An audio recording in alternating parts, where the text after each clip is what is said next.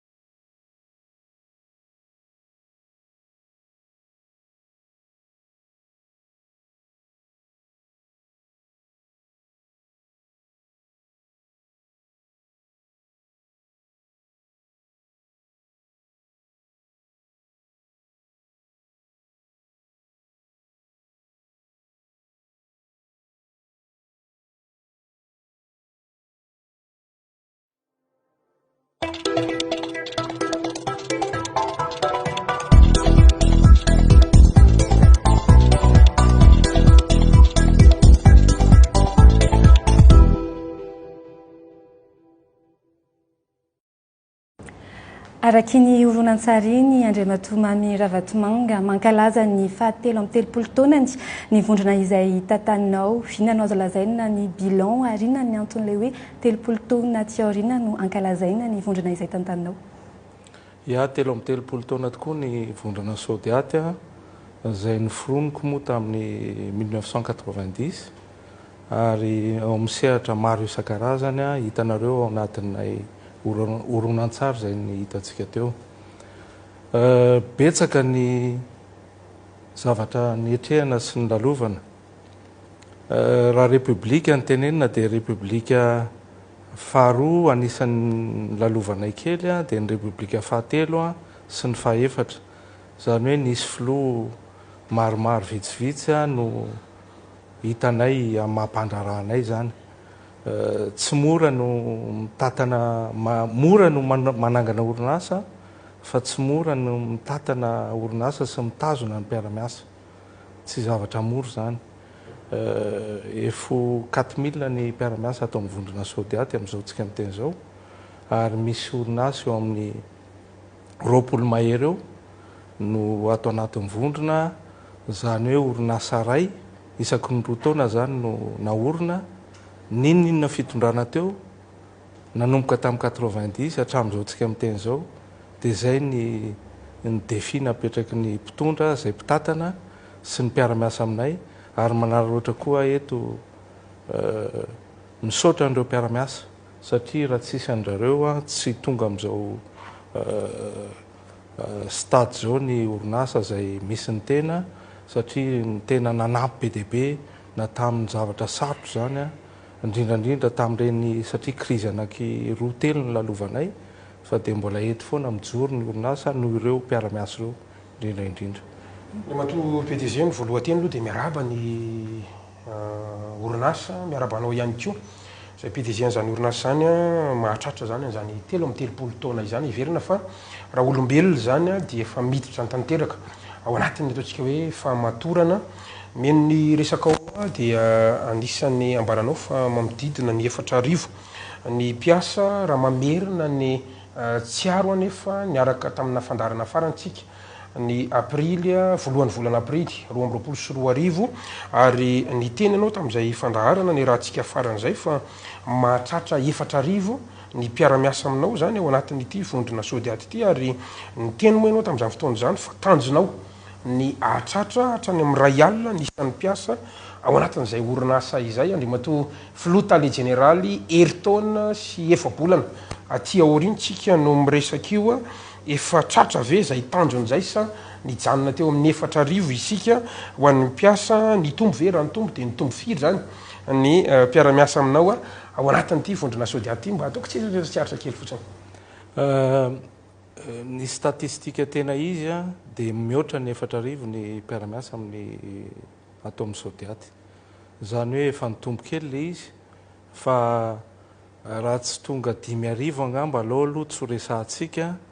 fa ny tanjona moa satria ny mpanao politika ny ohatra ny ampisy ny député sy ny ampisy ny maire no mamaika andrareo ho anay mpandraraha dia ny ampitombo ny mpiaramiasa aminay ary ny ampitombo ny orinasa tantaninay no objectif anay voalohany ka io samy manana ny objectif ankanenay aloha efa nahatratra 4,000 mitazona nino ano sarotra fa manangana mora dia mba vita aloha hatramin'izao noho ny fitahin'Andriamanitra dia mba mijoro somatsara daholo le orinasa ireo ary tsisy orinasa nikatona zany hoe nikatona noho ny tsy fetezana fitantanana akory tsisy zany fa dia mba mizotra eny any ny akabetsahan'ny orinasa ny tantanana ohatr'izay misy moa ny valiteninao tamin'izay fotoan'izay hoe ny mpanao politika ampitombo'ny majorité fa ny anao ny mpiasa akoatran'izay ihany koa ianao tadidiko tao anatin'iny fandarantsika farany iny laza ihany koa ianao fa hatramin'ny nanangananao ny vondrona Sodiaty ny 90 sy 700 dia farafaratsy ny orinasa ray ao anatin'ny 2 taona ho ianao andrimato PDG no atsanganao efa nisy orinasa vaovao natsanganao ve hatramin'ny voalohan'ny volana aprily 2024 ny fampiresantsika farany raha eny inona no anarana orinasa ary inona ny sehatra izay nidiranao indray zany tao anatin'izay orinasa vaovao zay na io manangana moa na mividy orinasa mitovy ihany le izy satria ny tanjona mitovy ihany ka tao anatin'izay tokoa nisy orinasa zay niditra atao anatin'ny vondrona Sodiaty ngamba ny afaka jerenareo amin'ny site web le izy tsy dia ao anatin'ny manavanana loatra tia manonontonona sy manao publicité orinasa ity fa ny ampy ny orinasa tao anatin'izay heritaon'izay ary dia tena zay moa ny objectif anay hoe sehatrina le nidiranao sehatra ny sehatra aviation sy ny immobilier zay no nampitomboana zany tao anatin'le izy tao anatin'izay 13 taona nisy iny ny groupe Sodiaty izay andriamato flotale général ao anatin'ny resaka aviation moa ianao tonga dia hidirako avy hatrany angamba raha tsy mahadiso satria nisan'ny vaovao teo amin'ny sehatra iraisam-pirenena izay atao hoe krizy teo amin'ny industria ny fitaterana anabakabaka izay tamin'ny farany teo anisan'ny anakianana anao mafy andrimatoa filotalia generaly ny atao hoe monopole efa ndresantsika ihany moa zay tao anatin'ny fandarana tamin'ny voalohan'ny volana aprily taona 2024 teo na izana tsy zany andrimatoa filotalia generaly anisany hoe ny amafy anga ny fanakianana anao mahakasika izay monopole izay satria orinasa na atao hoe kompania anankitelo no sahirana amin'izao fotoana izao amin'ny fahazahonany atao hoe CTA ary any anjiananao hoe anisan'ny ao ambadika ny fakanisana sahady amin'izay hoe monopolisation ana aviation fitaterana anabakabaka eo amin'ny sehatra tsy miakina izay andrimatoa filotalia generaly inona mety hoavalinao an'izay enao marina ve no ao ambadika an'izay tsy fahazahona ny atao hoe CTA an'ireo kompania mpitaterana miisa anankitelo ireo. Misy tokoa ny resaka nandeha mikasika an'izay tsara angamba ny hofatarina ny zavatra tena misy raha ny fahalalako azy dia misy orinasa tratra tao anatin'ny fanondranana volamena tsokosoko anankiray dia misy enquête en cours mikasika ny orinasa io dia mazava ho azy bloqué ny CTA misy koa orinasa zay nisy accident matetetika tao amin'ilay orinasa accident na fiaramanidina zany dia misy procédure io resaka sehatra aviation io dia mety zay angamba mabloqué ny CTA ka tsy zay zavatra monsieur passé any amin'ny orinasa tsirairay akory dia ho tompony andraikitra amin'izany fa ny sehatra ny aviation dia sehatra manahirana misy procédure misy pitsopitso ny be dia be ao anatin'ny resaka aviation ka aokotsika tsy hanao raccourci na hanao diabolisation satria raha vao misy mitranga na zavatra kely anankiray eto dia ny tenako foana notononina nefany fantatritsika raha mahita reny resaka trafika nisy teto reny reny accident nisy reny raha manao ny asan'ny aviation civile tsy afaka hitsabaka amin'izany mihitsy fa asan'ny aviation civile zany fa lazana ve fa misy orinasa efatra ao anatin'izay tontolo ny fitaterana anabakabaka izay anao andrimatoa mamirahafatomanga satria misy resaka mandeha ihany koa zany ary zay ny ilazako hoe antsitrapo tanteraka ve izy sa mety hoe misy fanerenana mivantana na akolaka mety nazahoana an'ilay izy orinasa efatra hoe ahoana ozy ao anatin'ny tontolo ny fitaterana anabakabaka marina ve zany fa hoe ana eny tompoka non tsy manana orinasa efatra ao anatin'ny tontolony fitaterana anabakabaka fa misy ny orinasa TOA zay efa amapolo taona maro nisy iny zay ao anatiny ako misy orinasa ny teneniko anareo teo niaraka ny fampidinika zay sy ny tompony taloha efa 2 taona lasa zay na 3 taona lasa dia mifanaraka fa hoe alao atambatra ny compétence sy ny ressource mba hahafahantsika miatrika ny tontolo eo amin'ny resaka aviation dia nisy ny fiarahana amina orinasa anankiray ihany koa zay miaraka amin'ny TOA dia misy koa ny orinasa anankiray amin'ny resaka maintenance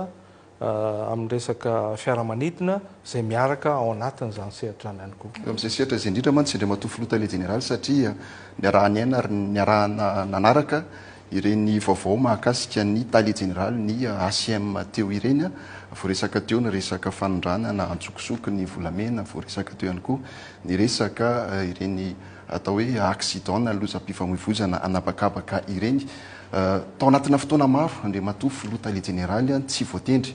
ireo mpikambana vaovao teo anivon'ny filakevim-pitantanana ny ACM ry anisan'ny teraka atao hoe tsy fandehanan-draharaha sy tsy fampandehanan-draharaha teo anivony zany ACM izany ny tena tiana antanina ao anatin'io satria orinasa anankitelo andrimatoa filotalia generaly no voaresaka ao anatin'ity industrian'ny fitaterana anabakabaka ity resaka assiste avion ny aéromarine ary ny STA ny fantanina hoe tafiditra ao anatin'ireo ve ilay orinasa resahanao andrimatoa filotalia generaly ka hovidinao atao anatin'izay heritaona no resahana teo izay tsisy hidiran'ireo orinasa ireo mihitsy ny orinasa zay nametraka fiara-miasa tamin'ny TOA tsy ao anatin'ireo orinasy ireo ary tsy tompona andraikitra koa ny tenako angamba amin'ny tsy fisiny ny conseil d'administration zany fa iny moa aferan'ny ministera sy ny fitondrany zay côté zay fa le orinasa nytonononao teo a tsisy ifandraisa mihitsy amin'ny fiaraha-miasa misy am'teo a tao anatin'izay mantsy tao anatin'izay mantsy indray matofilota le généraly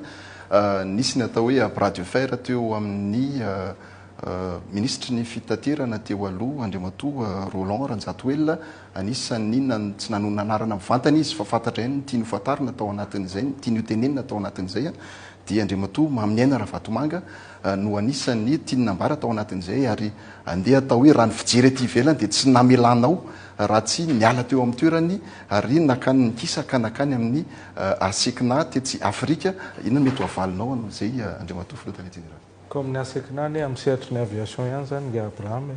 raha ny fahalalako azy président ny asekina izy aty Afrika tsy tena toeram-boninahitra be ve zany donc tsisy idiran'izany mihitsy ary zay sy ministra teo aloha mifandray mifampiresaka tsara fa le izy koa moa tsy tokony voizitsika amin'ny zavatra tsy misy satria zay no mampalailo eto a raha vao misy zavatra kely mandalo dia tsy manana ohatry ny mahafinaritra atsika mihitsy ny voyan'le izy efa manazava amintsika eto a fa misy antony ary iarahantsika nahita ny nahatonga ny sanction an'iren'olona reny zay nyteneninao teo anisan'ny teneninao teo le orinasa tsy tiako manonona an'izany satria sampandrara zay tsy ao anatin'ny etikako mihitsy ny andeha anenjika orinasa namana fa zay moa ny toe-javatra misy a mampalaelo le izy fa ny réglementation dia tsy afaka manoatra mihoatra an'izay tsisy afaka mihoatra ny lalàna sy ny réglementation misy ny olona rehetrarehetra fitaterana anabakabaka raka ny voaresaka teo andriamatoa PDG no ampiresaka ihany koa no mety hoe mety hitarika hatrany amina karazana trafika samihafa le izy a lavitry ny fitatandra-panjakana ny fanontaniako andriamatoa Mamy Ravatomanga dia ny hoe inona no assurance omenao an'ny vahoaka mijery antsika amin'izao fotoan'izao fa mety tsy hitondra any amin'ny fitondrana cargaison ireny fitaterana anabakabaka ataonao ireny araka ny teneniko anareo teo a ny orinasa teo a efa mampolo taona ny nisiny ny fitondrana amin'ny fandimbo izy aho teo raha nisy a sombitsombona zavatra ohatr' izany nataon'ireo orinasa nay ireo zany a dia mino aho fa tsy petraka amin'izao toerana misy azy zao ny teo a ohatra ka angamba n'ilay onoono sy nitsao zay ahely a satria tsy afaky ny anao zavatra madio mihitsy zany ianao eto raha tsy anao trafika tsy afaky ny voatra ngamba tokony esorina kosa zany toetsainy zany fa za dia miteny aminareo fa ny orinasa zay tantaniko a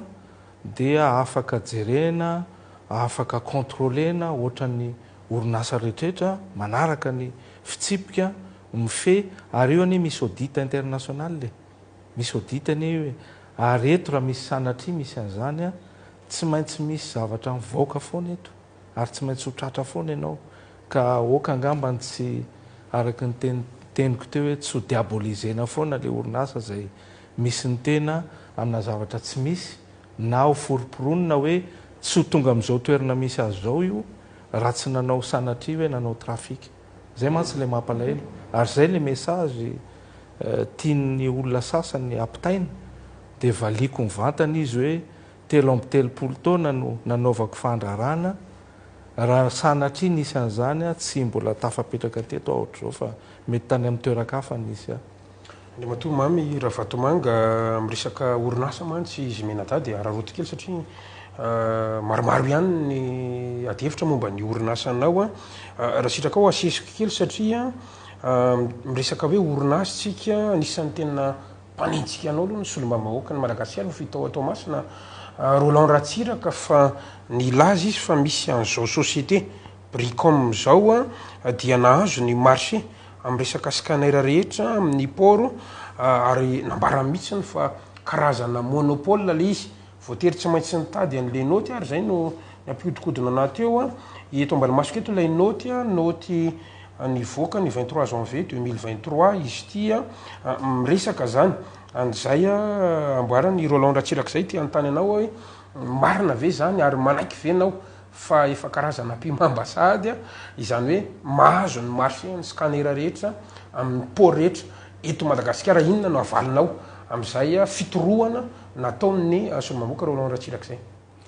Ny solombavam-bahoaka moa zany tsy fantatro ny zavatra tena tiany atongavana na dia fantatra ihany ara moa satria samy eo amin'ny sehatra ny fandrarana amin'ny ampahany moa izy. Ny orinasa Bricom dia orinasa misehatra eo amin'ny scanner, misehatra eo amin'ny resaka maintenance amin'ny ankapobeny ary ny toerana misy azy dia any Maurice. Alo hoe anao le orinasa satria izay nambarana fa hoe anao ka mbola manazava an'le izy mantsy io orinasa io dia efa niara-ny asa tamiko nandritry ny taona maro. Miara-miasa izy ary izy manana ny karta n'ilay marka Smith izay io karta international orinasa mpanao scanner basé any à Londres ary ireo scanner ireo izay vokariny dia misy usine un peu partout fa surtout en Europe no any France misy an'le izy. Ka lay orinasa zany nanao appel d'offre ny douane dia io Smith io nahazo an'ilay appel d'offre na vente na scanner teto Madagasikara satria nametraka ny douane malagasy hialana amin'ity trafika isan-karazany ity hoe 100% scanning. Dia io orinasa Smith io zany no nahazo ny appel d'offre izay basé any à Londres sy any misy usine maromaro araka ny teneniko teo. Ka io orinasa io zany lay carte n'lay le Smith aty amin'ny Océan Indien dia Bricom manana an'ilay carte efa ela. Dia io Bricom io efa niara-ny asa tamiko efa ela. Donc ny rôle amin'ny Bricom zany dia manao ny installation, manao maintenance an'ireo scanner ireo ary ny douane no opérateur mikirakira n'le scanner. Raha tsorina zany resaka service après vente no ataon'ny Bricom meto sy manao ny installation fa ny resaka régaliana rehetrarehetra dia an'ny fanjakana sy ny ladoane. Zay le izy ka le orinasa nahazo an'le marché dia ny fiara-miasa tamin'ny Bricom efa amatona maro fa tsy hoe voandroany zay hoa installation sy service après vente. Zay hoa manao installation service après vente dia maka compétence avy aty amin'ny ekipa malagasy izy zany manampy amin'izay zavatra zay. Ka tsy tokony afangaro ny resaka opération ana scanner zay hoe mikirakira n'ilay scanner en détail sy mamoaka ny résultat n'ilay scanner sy ny olona manao ny installation sy miassurer ny service après vente. Ary zany ao anatin'ny sehatra mifandrarany tsy hitako mihitsy hoe inona ny tokony ho problème amin'izany. Resany fa mampatonga ny manontany mantsy za zao maheno an'le resaka hoe mpiara-miasa soatra zany nahita n'ilay fanadihadiana tamin'ny horonan-tsary teo tsika ary hitantsika tsara fa maro ny société anao zany eto Madagasikara eto na ny sehatra ny fahasalamana, ny fizahan-tany, ny hainovaky jery, ny maro samihafa zany ahoana tsara ny tena fandehan'ilay société natsanganao afaka manome précision zany ohatra ny PDG ve androany hoe misoratra amin'ny anaran'ny Sodiaty sa hoe iza daholo ve no anarana sa mety hoe misy anarana hafa izavy zany ary ianao ve manana société ivelan'ny Madagasikara raha misy raha eny ny valiny azo fatarina hoe aiza mba ialantsika amin'ilay resaka hoe prety veny no ampiasaina zany ao anatin'izay le anaran'izay. Za manana société maro eto araky ny teneniko teo tamin'ny voalohany tamin'ny teny fampidirana efa hiarantsika nahita moa PAD teo ny vidéo ny présentation fohifohy ny orinasa zay misy eo amin'ny sehatra ny automobile, eo amin'ny sehatra ny fahasalamana, sehatra ny audiovisuel, sehatra ny fitaterana, sehatra ny fambolena sy ny exportation amin'ny ankapobeny, sehatra ny transit, sehatra ny hôtellerie, golf, sehatra ny immobilier, eo amin'ny resaka fanamboarana trano sy ny fanamboarana amin'ny ankapobeny. donc zay ny fiaina mpandraraha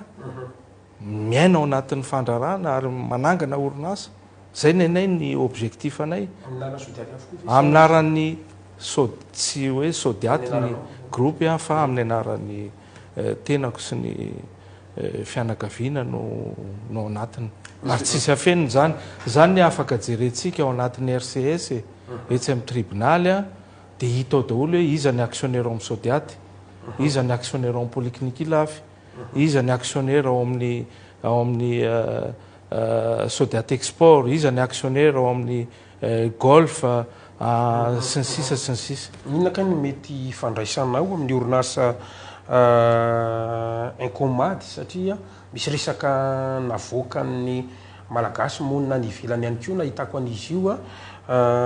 incomady a société iray izay nambara ny ity malagasy ity fa mitrandraka volamena any Afrika ary rehefa atao moa ny fanadidina anatin'ny Google moa jereko anazy io marain'io a dia samy ao ambatonakanga daholo zany ny siège zany a misy Pankov Uri zay zao tazako tao a izay no anaran'ilay mpitantana an'ilay izy a manao karazana tontolo ny fitrandrahana arena ambanin'ny tany a dia manao resaka lavanila ihany koa mety misy ifandraisana aminao ve orinasa io sa tsy misy idiranao mihitsy ny toko tena vaovao amiko zany orinasa zany tsisy idira koa ary tsy fantatro ary za tsy misehatra amin'ny resaka minina zany hatramin'izao aloha Andriamatoa Mamy Ravatomanga ve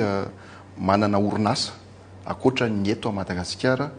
na manana action amina orinasa ivelany eto Madagasikara efa niteneniko zay tamin'ny fanontanianareo taloha manana orinasa akoatra ny eto Madagasikara ary tsisy mahamenatra amin'ny teny an'izany any ivelany amin'ny toerana maro samihafa manana orinasa any a Frantsa manana orinasa any a Dubai manana orinasa any a Hong Kong manana orinasa any a Maurice manana orinasa any a faritra maro samihafa dia zay le izy fa tsy misehatra maro isan-karazany fa orinasa mihodina tsara ary anisany hoe mifanampy amin'ny orinasa côté Madagasikara isaky adiny kely ihany koa nisy resaka nandeha hoe resaka hôtel Colbert marina ve fa lasanao sa lasanareo fianakaviana Ravatomanga ny hôtel Colbert tsy tsiatra kipo zany efa nisy annonce kosa angamba nataon'le olona mividy azy tamin'ny Aina Manjery dia nanao interview manokana izy raha tsy diso tamin'ny Express ka zay ne le olana eto amintsika raha vao misy zavatra kely mihetsika dia Ravatomanga daholo ny tononona fa satroko dia satroko azo amin'ny Colbert raha ohatra ka amenaly ny Colbert fa mbola tsy zay aloha ny situation misy fa ilay olona nanao interview fa mikorsa nazo amin'ny Colbert dia zay ny zavatra misy ka alao koa tsika tsy amoriporina zavatra tsy misy fa raha-pitso raha ozy le tompon'le Colbert hoe amidiko aminao ty raha mifanaraka zay inona moa problemako amin'izany nazana tsy zany miresaka trafika Andriamatoa Mamy Ravatomanga teo ny resaka maintenance na scanner zany efa atao hoe lasanareo ny marché zany maintenance na scanner ny amin'ny port izany raha malala ihany koa fa ny orinasa Amaranty izay miandraikitra ny sûreté sy ny sécurité ny amin'ny aéroport ihany koa zany dia efa zany Andriamatoa Mamy Ravatomanga izany ihany koa manahoana ny mety karazana hoe fitsipika moraly na atao hoe etika mifehana zany tsy afaka tsy eritreritra ny olona mananoloana zany zavatra mitranga rehetrarehetra zany Andriamatoa Mamy Ravatomanga hoe sady efa anareo ny maintenance ny scanner ny sécurité ny amin'ny aéroport koa efa anareo ny trafika nefa mandeha ihany betsaka ny tratra betsaka ihany koa ny tsy tratra akoatra ny ivelany eto Madagasikara ka tsy maintsy manao atao hoe rapprochement angany ilazana anazy ny opinion publique Andriamatoa Mamy Ravatomanga tsika aloha tokony mahafantatra ny zavatra tena misy ny mission ny Amaranty zay taloha moa izao taloha ny anaran'izy io CSPIM tamin'ny fotoan'androny no niarany asa tamin'ny CSPIM io ny tenanay dia nipotra moa le fitondrana teo aloha ty talohan'ny fitondrahan'ny flou zao dia nanao manipulation zareo dia navadika zareo tamin'ny Aransamadala izy zao moa le izy miverina amin'ny Amaranty satria nandresy tany amin'ny tribunal ny Amaranty ka ny mission ny Amaranty dia manao sûreté aéroportuaire zany hoe resaka sûreté sy sécurité aéroportuaire ny ataony amaranty midétecté an'ireny tout ce qui est explosif reny ny resaka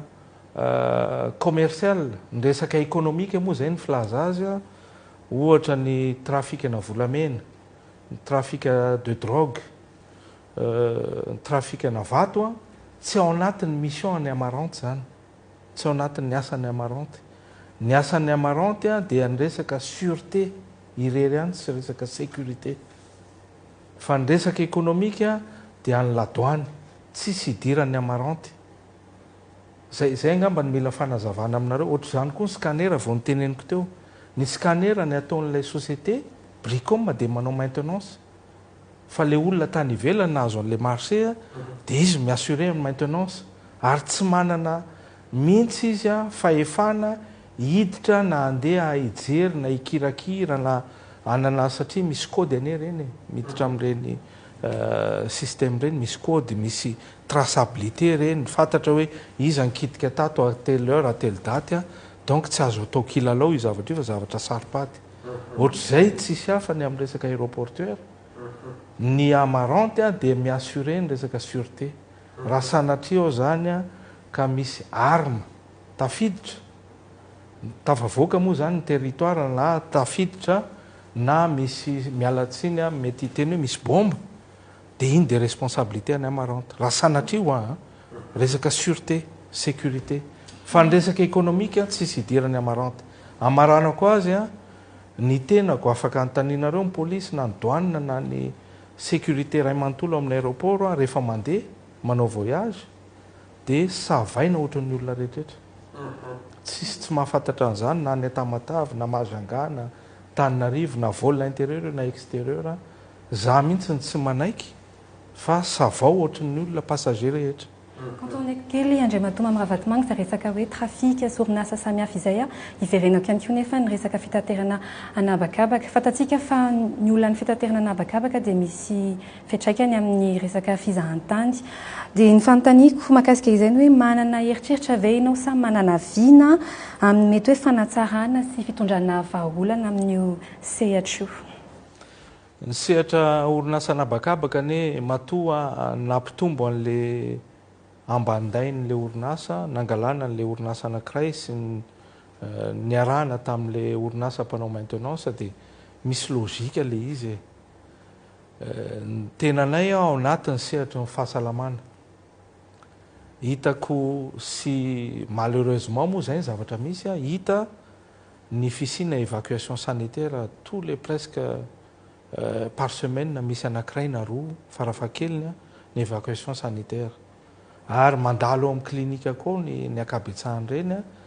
dia ao anatin'le synergie an'le orinasa zany na tonga nanangana n'lay nampitombo ny ambaindainy amin'le resaka sehatry ny aviation fa tsy hoe atao fotsiny amin'izao io fa misy calcul économique koa tsy maintsy atao dia tsy maintsy mijery ianao zany hoe ahoana ny rentabilisenao an'le orinasa raha nyfanontanianao ngamba dia hoe mety anangana orinasa ve ianao ohatran'ny Airmad rapitso na hoe hividiny Air Madagascar dia mivaliny dia hoe tsy satria efa ao anatin'ny aviation d'affaires ny tenako io no hitako fa ao anatin'ny activité zay erahako amin'izao fotoana izao dia valiko tsotra ianao mazava tsy ao anatin'ny eritreritro mihitsy niakany Air Madagascar na anangana orinasa i-concurrencer ny Air Madagascar ao eo amin'ny sehatra hoe resaka vol régulier zany na national na international fa mijanona amin'ny vol privé zay efa nataonay nandritry ny taona maro no ataonay amin'izao tsika miteny zao Andriamatoa PDG mialatsiny moa fa mijery kely an'le nisy article zay hitako dia aloha avokako kely aminao fa satria miresaka orinasa ihany koa tsika miteraka ady hevitra kely zany eo amin'izay le fiara-miasa ity le izy ity article izay hitako moa izy ity dia araroto kely fa toa hoe misy ifandraisany amina fianakavianao raha ny marina atao hoe vinantinao ihany koa ary azy navoaka n'ity article ity afaka ao amin'iko anao ihany izy ity raha sitraka ao raha ilainao ihany koa zany fa toa hoe nisy mpandraraha afrikana avy any Côte d'Ivoire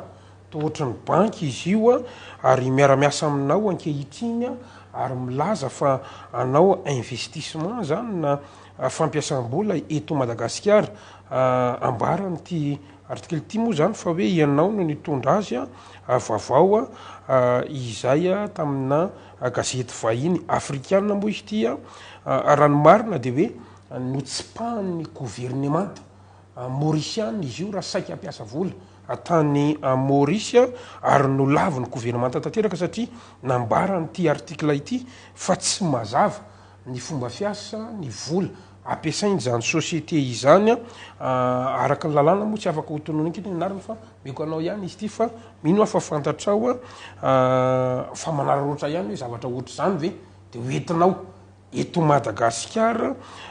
matoa ny laviny firenena hafa ve tsy misy dikany ary manamarina sa mandiso an'izany vaovao avoakan'ny gazety afrikana zany ianao topoka. Ny zavatra resahan'ny gazety anie tsy voatery ho marina iza moa miteny aminao fa marina io sorsa navoakan'ny gazety io zany hoe fahitanao ihany koa ty zany fantatro le orinasa zay teneninao ary orinasa ny tompon'izy io de orinasa ivoiriana zay manana banky matanjaka izy no mividiny banky BNP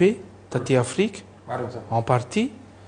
ka raha orinasa tsy mazava misy aiay amin'ny resaka vola sy ny sisa de hoekeny BNP Paribas ve ny ivarotra an'le banky aminy de hoekeny ve ary le resahanao hoe ny mauriciana mitsipaka azy recoupé tsara aloha ny information fa tsy de zay loatra ny zavatra misy fa tsika zany aza manao conclusion amina article ny voasoratra ao ane no mariny non le article fantatro le mpandrara ivoiriana za moa consul any Côte d'Ivoire eto Madagasikara efa hitanareo consul honoraire fanerasera tamin'ireo olonireo ary anao investissement eto Madagasikara izy tonga teto izy de nicontacté ana na efa démarche ana consul ane efa amatonany efa rotona stapan'ireo ivoiriana reo no efa mifanerasera tamiko ny fitondrana ivoiriana ary nanao an'ilay atao hoe due diligence zany hoe nanao enquête izy mikasika ny tenako hoe mendrika sa tsy mendrika ny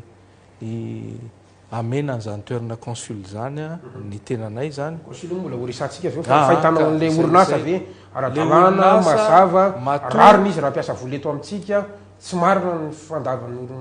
gouvernemanta mauriciana anazy zay no le fandavan'ny gouvernemanta mauriciana aloha mbola tsy nahitan'le hoe gouvernemanta nanoratra hoe laviny izy raha misy an'izay any aminao de omeo fa ny any aminao de article nampanao gazety tsy mitovy mantsy zany fa raha misy any lettre ny gouvernemanta mauriciana hoe manana aiay zay ary tsy mazava ny vola ampiasain'io banque io aty Maurice de manaiky anao fa misy marina le izy fa nenao mbola article nijerenao raha pitso afaka misy mamoaka article mikasika anao Gasikara mikasika ny Real TV hoe ahoana ny ahitana ny Real TV de raisitsika ve zay zavatra hoe zay ny marina zavatra ohatr'izany ne le izy ary zay tokony hitaizitsika le information mena averiko le resako teo io orinasa io de mividy ny banque BNP taty Afrika tsy voaely zany raha heritaona sy tapany zany na heritaona lasa zay ary tao amin'ny sehatry ny banque foana reo groupena orinasa reo manana cimenterie ngeda be izy any Côte d'Ivoire manana usine mpanao cacao any Côte d'Ivoire ny tompony io zany le promoteur de manana banque izy eran'ny Afrika de nanangana izy eto Madagasikara nanao demande d'agrément araka ny tokony izy ary fantatrao zany fanaovana demande d'agrément zany tsy moramora misy enquête zany misy fangalana renseignement zany amin'ny sehatra isan-karazany ka raha nahazo agrément izy teto namen'ny banque inona moa izy teo ny BNP azy ny bankiny fantatrao ny BNP zany inona ny niveau an'izany BNP zany za mino fa tsy ao anatiny zany sehatra mety nieritreretinao zany lay banky fa matoa izy mbola mampiasa vola mijoro dia manany maizy azy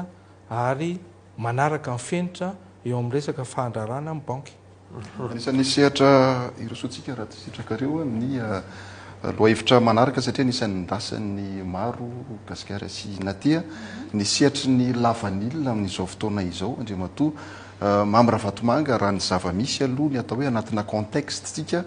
miamafy ny antsoina hoe réglementation ny vondrona européenne mahakasika an'izany résiduena nicotine ny anatina denrée alimentaire zany ary anisan'izany ny sehatry ny lavanilina raha ohatra ka mahatratra hatrany amin'ny 8,3 milligramme par kilo teo izy teo aloha ny atao hoe seuil na enatra aty amin'ny 8,2 izy amin'izao fotoana izao ary raha ny atotanisa dia mety ho tratra hatrany amin'ny 700 isanjato na 20 isanjato ny vokatra lavanilina eto Madagasikara no mety ho tratran'io tsy resantsika ny surproduction ana lavanilina amin'izao fotoana izao andriamatoa mamra vatomanga satria nisan'ny tarainan'ireo mpamokatra nisan'ny tarainan'ireo mpamboly lavanilina ny fidinana ambany dia ambany an'izany vokatra lavanilina izany anisan'ny resahana mety hatratra hatrany amina 2,000 ariary ny lakiny raikilao amin'izao fotoana izao ny anaran'andriamatoa mamra vatomanga nefa voadonina foana vao miresaka n'izany sehatra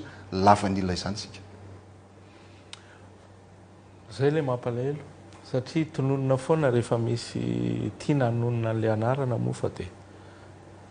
ny zavatra misy amin'ny resaka lavania dia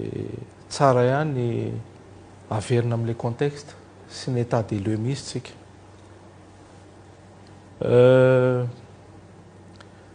Nisy fandranana lavania teto zany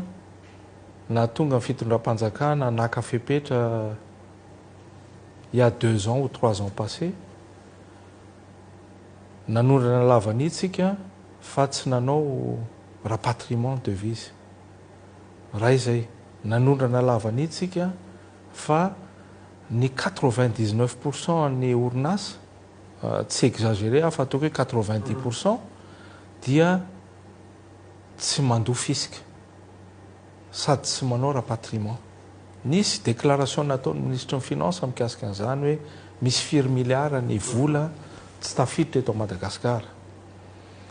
Zay ny contexte misy zany taloha. Teo koa reo orinasa sasany rehefa tratra n'ilay tsy fanaovana rapatriement izy dia manangana orinasa vaovao dia vonoiny le orinasa taloha dia adino any le vola dia adino any ny fisika dia adino any ny fanjakana dia manangana orinasa vaovao indray izy. Le zavatra misy aloha zany nitantaraiko aminareo le état des lieux. Dia rehefa nahita an'izay ny fitondram-panjakana zany il y a 3 ans passés dia nametraka n'ilay lalàna satria misy manque gagné be ho an'ny état ary tsika manana fahasairana eo amin'ny resaka balance de paiement zany hoe tsy maharaka ny fidiran'ny vola vahiny mihoatra ny vola vahiny mivoaka. Tsika ty zany manantena hoe ireo 2000 tonnes na exportation en moyenne isa-taona ireo zany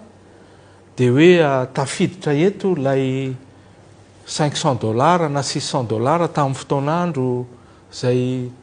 tonotonontsika matetika eto hoe $600 akory tamin'izany $500 fa rehefa tena zoinao tsy niditra akory io vola io fa natao ny sasany any ivelany any lay vola dia tsy tafiditra eto ary tsy micontribue amin'le balance de paiement. Ohatran'izay koa ny fisika afaka vérifier zany zavatra resahako zany. Rehefa nahita an'iny ny fitondram-panjakana dia nanangana structure vaovao ny sécurisena n'ilay filière satria le filière efa mesarotra ny fandrarana amin'ny resaka tontolo ny fandrarana iraisam-pirenena. Misy exigence maro anisan'izany io resaka nicotine nyresahan'ny nga Abrahama teo io. Anisan'ray io fa misy exigence be dia be ny resaka certification an'ireo mpanondra na misy karazany certification anaky 10 zay tokony hanananao. Donc zany le sehatry ny lavania dia tokony ho fehezina ary tokony ho structurena fa tsy hoe zay tianao manao dia miditra ao dia manana anina kely de lasa manao an'le lavany de lasa le filière no sanctionné rehefa avy eo amin'ny resaka nicotine, amin'ny resaka certification, amin'ny resaka faratsiny ny produit. Nametraka amin'ny fitondram-panjakana an'ilay arrêté sy décret mihitsy ary izay fametrahana an'le CNV. Natsaraina zany le structure d'organisation ilay filière vanille de tao anatin'le CNV moa zany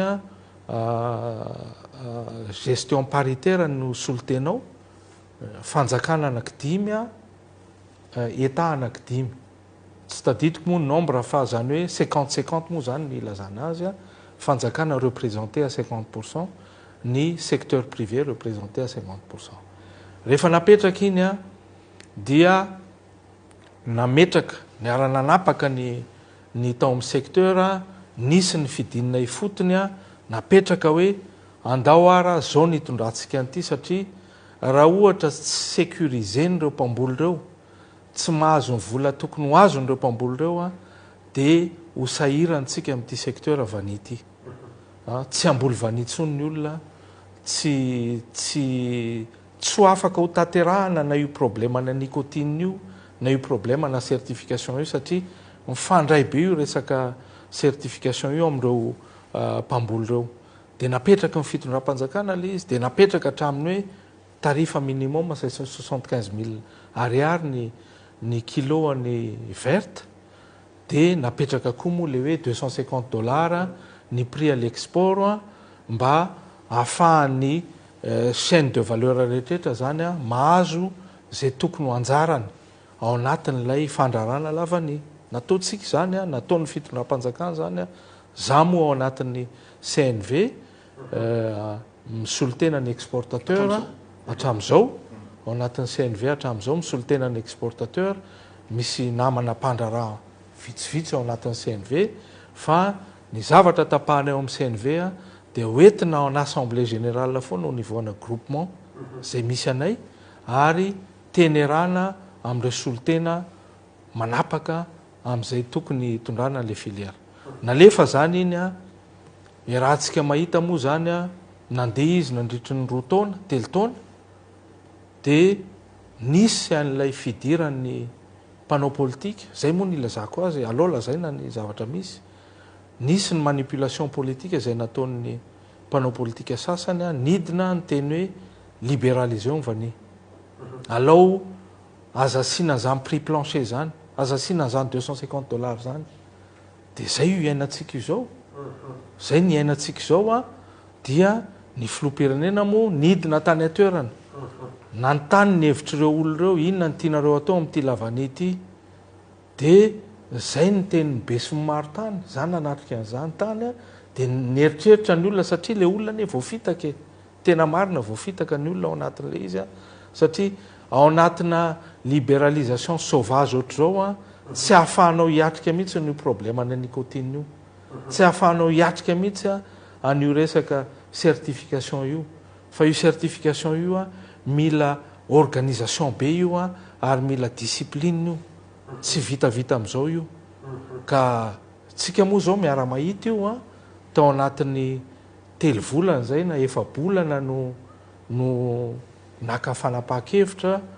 hoe eny ara fa de ataovy ara zany fa levena l'essence à $250.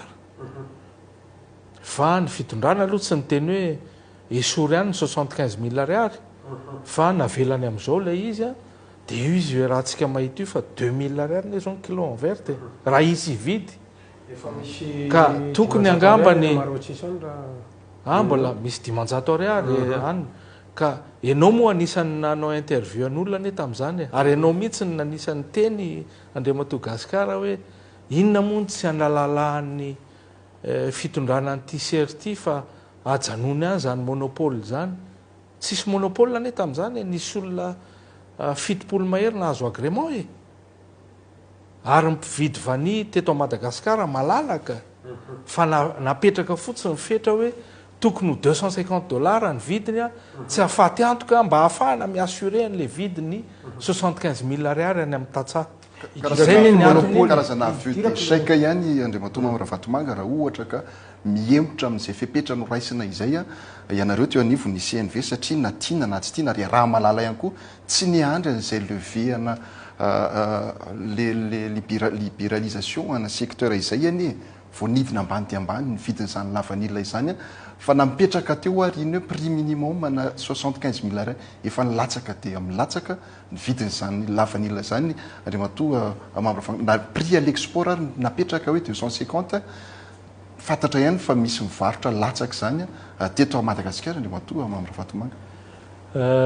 misy zany marina zany amin'ny ampahany ny antony a dia tsy navela natao hatramin'ny faran'ilay réforme io ny misy processus napetraka aloha ny processus teo anivon'ny mpamboly napetraka ny processus taty anivon'ny exportateur sy mpanao ny traitement andreo vanille ireo napetraka ny tarifa indicatifa mba hahafahan'ny mpisehatra mba mahazo tombony ao anatin'le sehatra zay ataony dia andeha ametraka n'ilay acheteur any ivelany a ny CNV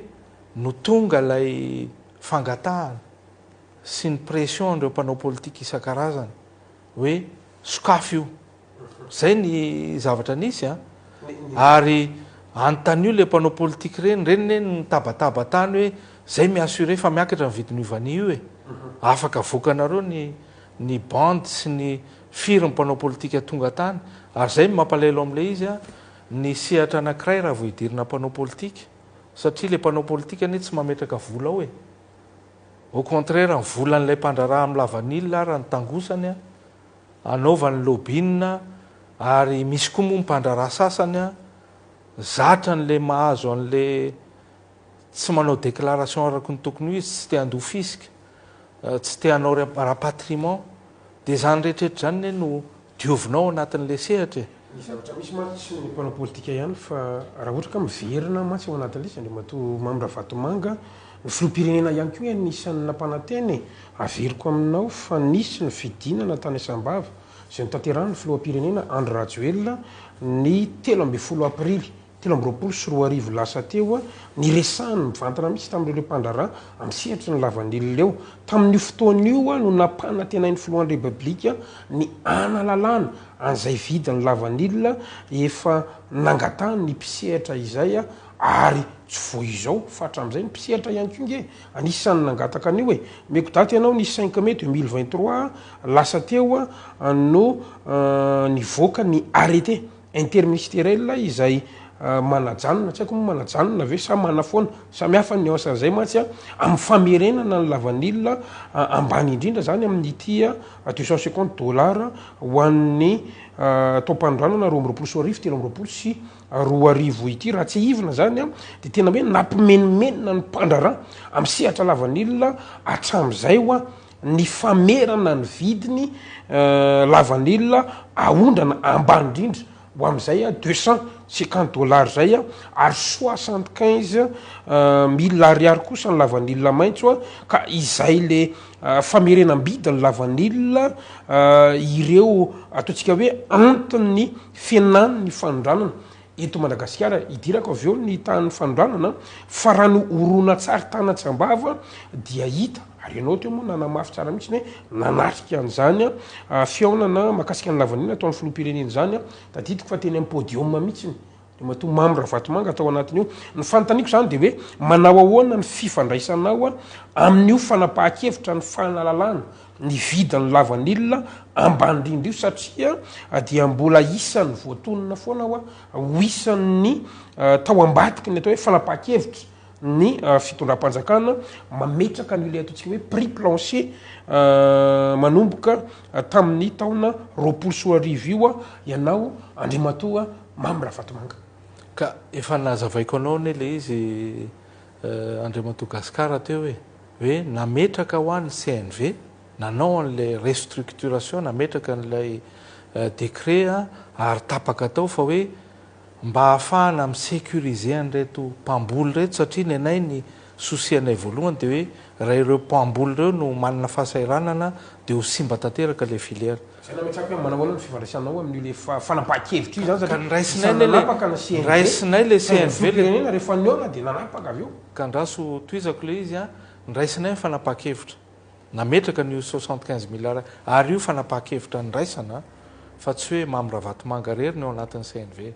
napetraka koa ny prix a $250 satria nisy calcul natao tao natongavana am'le $250 tatiorina moa misy miparti mitabataba nisy ny fangalana hevitra nataon'ny filoam-pirenena nisy mipression an'ireo mpanao politika hoe foany io ka efa tonga mitanjona tadiavon'ny mpanao politika sy ireo apahany mpanondrana lavaniany le izy zao inona moa mampimenimena atsika manao hoana ny andraisana ho an'izay za tsy d'accord am'le izy efa nameko aneny hevitra hoe tsy d'accord a satria tompona andraikitra ary ny teneniko zany tao anatin'ny réunion en CNV ary ny teneniko koa zany a teo anivon'ireo mpisehatra lavany tany antala hoe tsy mety fanapakevitra ataontsika ity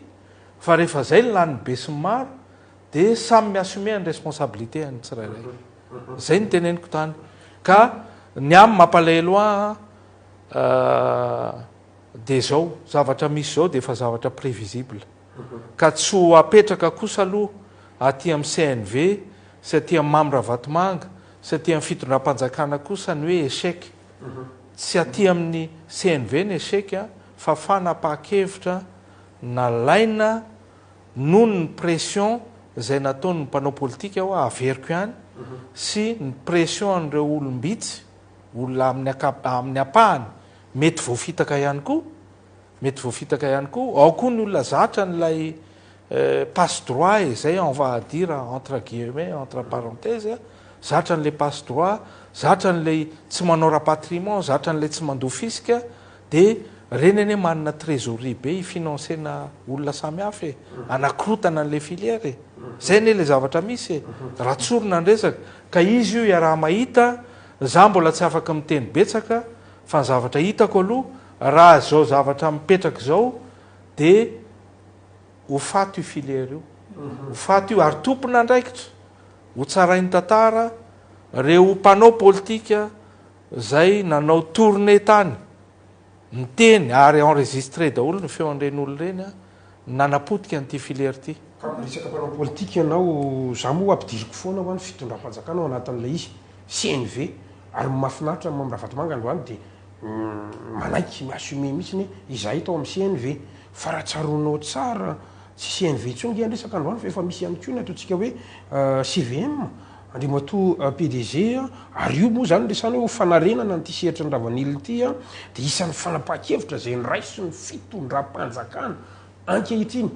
fitondram-panjakana ny fananganana ny télécomite-ny lavanily eto Madagasikara ity na ny CVM nandritra ny filakevitry ny ministra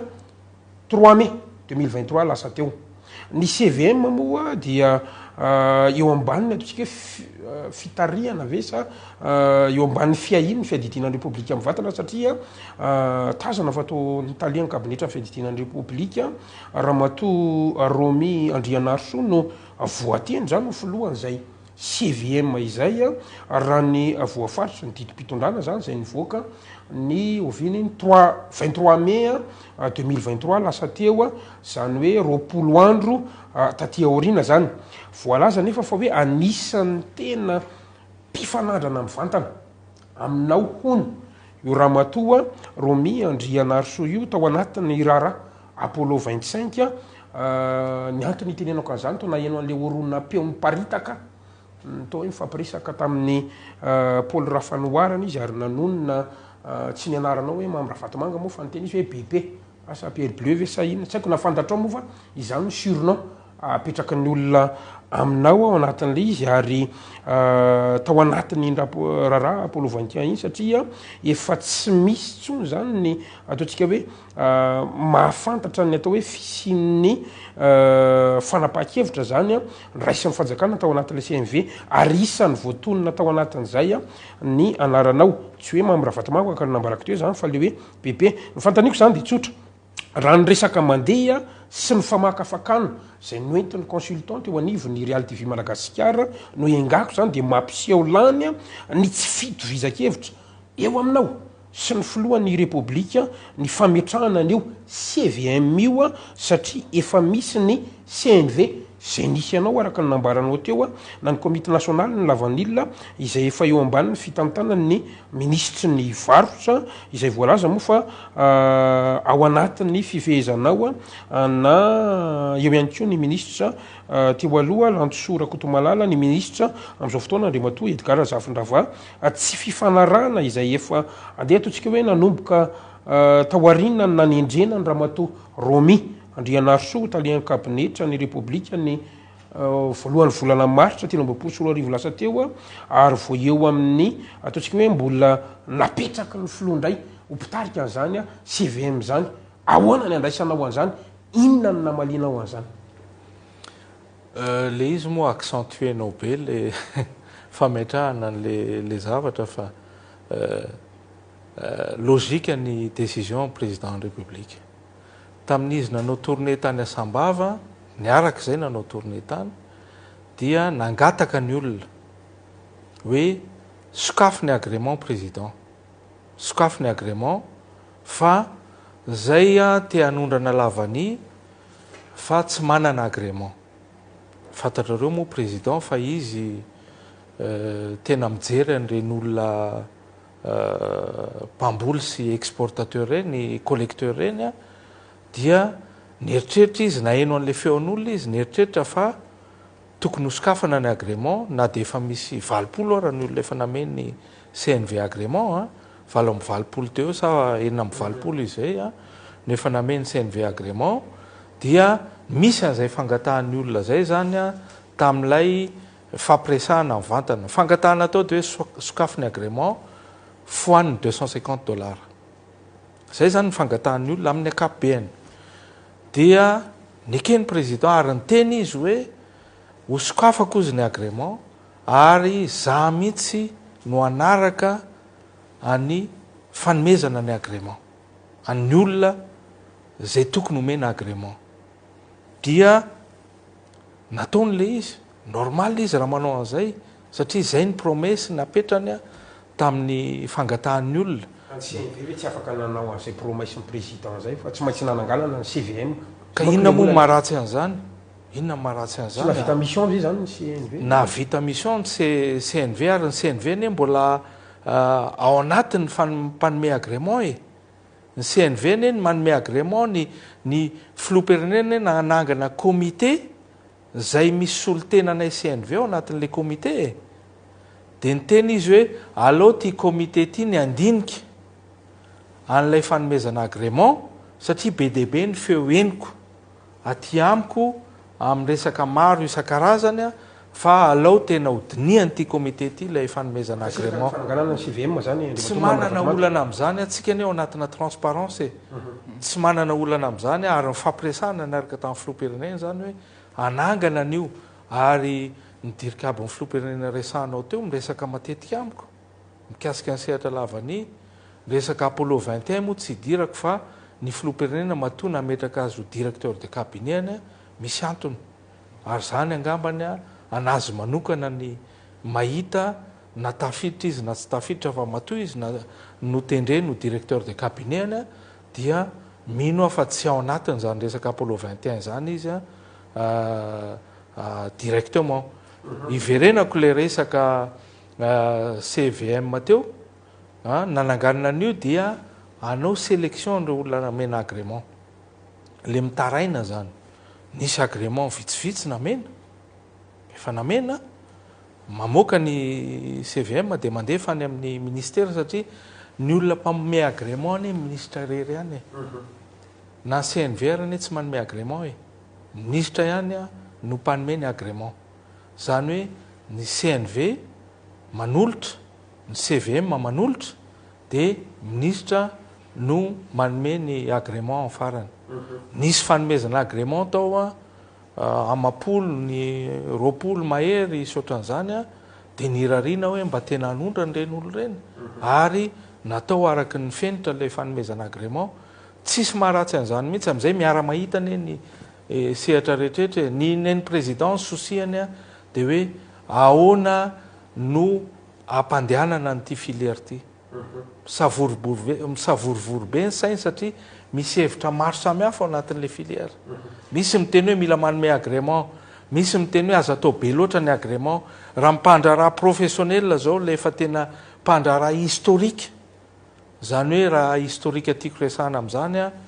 tena tsy dia fombako manonona anarina orinasa fa ohatra ry Henri Fraise reny zao efa historique efa 30 taona PDB izy ao ny historique a misy eo amin'iny dizaine de société eo ho an'zareo zany dia hoe tsy tokony hosokafana ohatr'izao ilay agrément satria vao maika manimba an'le tsena eo amin'ny sehatra n'le anay mialatsiny kely satria ny tsika ny antotanisa mantsy no marivefy de mato mamy raha vatomanga ary aloha ny antotanisa no hiteny hoe naomby ve sa tsy naomby fantatrao tsara fa ny enina amin'ny tany fanondranona lavanilina nataony Madagasikara tamin'ity taona 320 ity ranonota navoaka ny banky fohibengy no nahitantsika an'izany a ny fahasivony volana melasa teo hoe ny enatra any amin'ny 2,7 taona 6 averiko any 6 no lavanilina izay naondra Madagasikara tamin'ny volana janoary hatramin'ny volana marsa 320 raha ohatra ka nahatratra 5,6 faingo ray taonina teo ngamba ny lavanilina izay naondra Madagasikara nandritra amin'ny 3 volana voalohany a tamin'ny taona 2,20 zay le fampitahana ny entsika na tiana na tsy tiana ao anatin'ilay antotanisa mazava ho azy fa nampiana ihany koa ny volaniditra teto Madagasikara io fienany ny fandroanana lavanilina io izay misy fiatraikany amin'ny sandany ariary izay nambaranao teo misy moa resaka rapato Raymond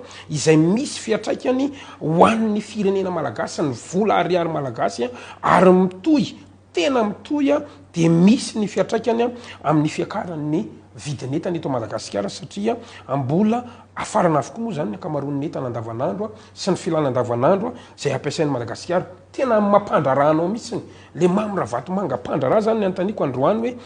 inona ny fanazavana avy aminao amin'io fienany ny tany fanondranana lavanilina eto Madagasikara io dia isan'ny ataontsika hoe voatonona isan'ny nanapotika an'izay fanondranana lavanilina zay io hatrany ny nidiranao tao anatin'izay sehatry ny lavanilina zay ary matoa mamy raha vatomanga tsotsoronao mihitsy le resaka hoe manapotika fa ianao ihany ny atotanisa tamin'ity taona ity ozy ianao ny aina fa tamin'ny heritaona tamin'ny heritaona tsy ny aina tamin'ny roa taona tsy ny aina tamin'ny telo taona lasa tsy ny aina nidina kely fa inona no important ny nidina fa tafiditra daholo ny volam-panjakana sy ny rapatriement sa mitombo fa tsisy volaniditra jereo ny chiffre afaka vérifienao ane zany navoaka amin'ny banque centrale nanao tsika 1000 tonnes ohatra fa ny rapatriement tsisy rapatriement 10% ny rapatriement na 20% nanao tsika 900 tonnes fa rapatriement 99% afaka jerenao zany any amin'ny Finex ka zay le réforme manapetraka atao anatin'ilay fitantanana alao zany mampidi-bola amina zavatra réaliste kokoa toy zay anao zavatra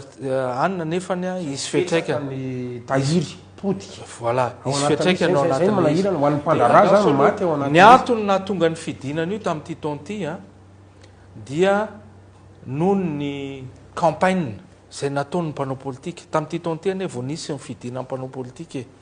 hoe libéraliseo noho izay ne ny antony io satria ny mpividy any ivelany tsy manana assurance atsony ny communication nataontsika teto dia hoe libéraliseo ny $250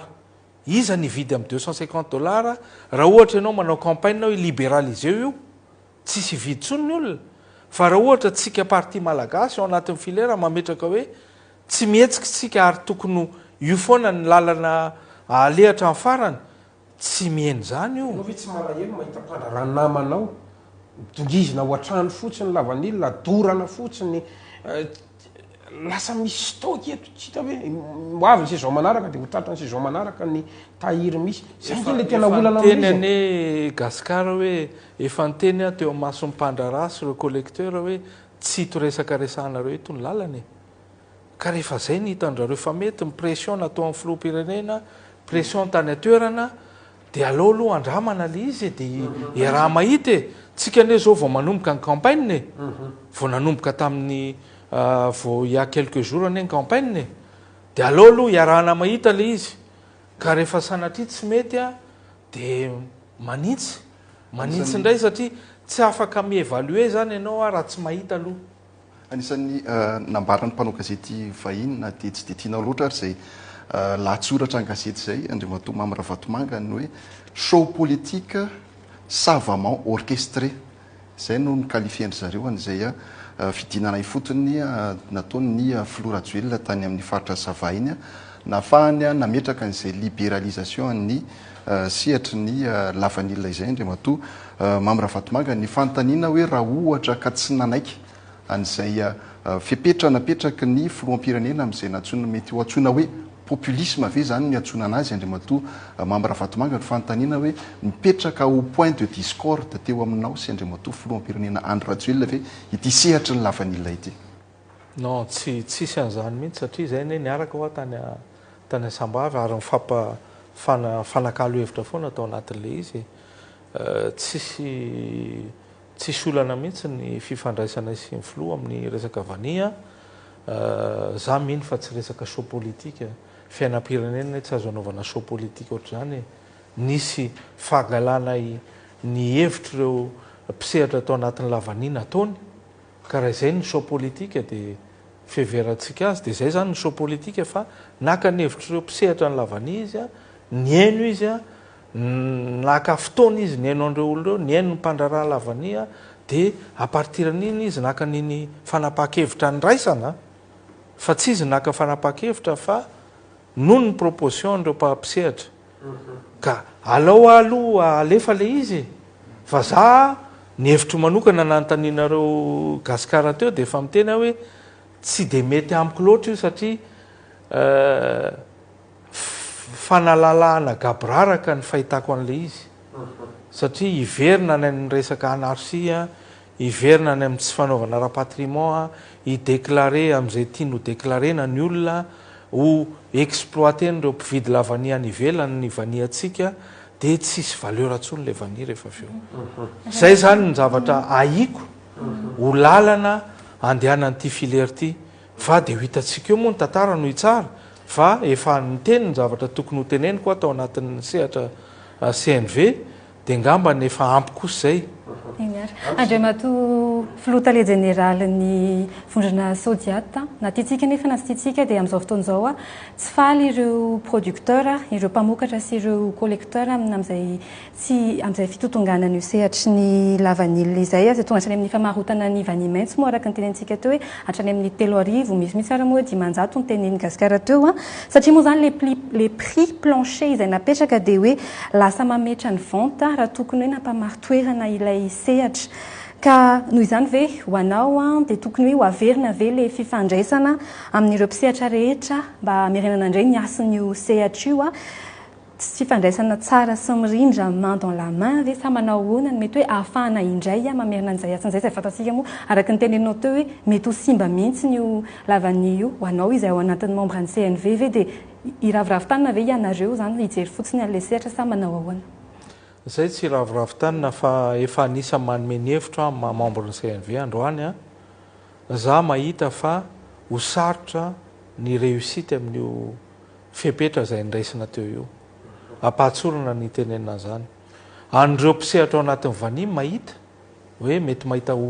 solution hafa very zareo tsy hanao influence atsony mikasika an'izay fa avela alalaka ny olona tsirairay ary apatsehiviko fotsiny le olona mpanao politika nandrabiraby ianareo reny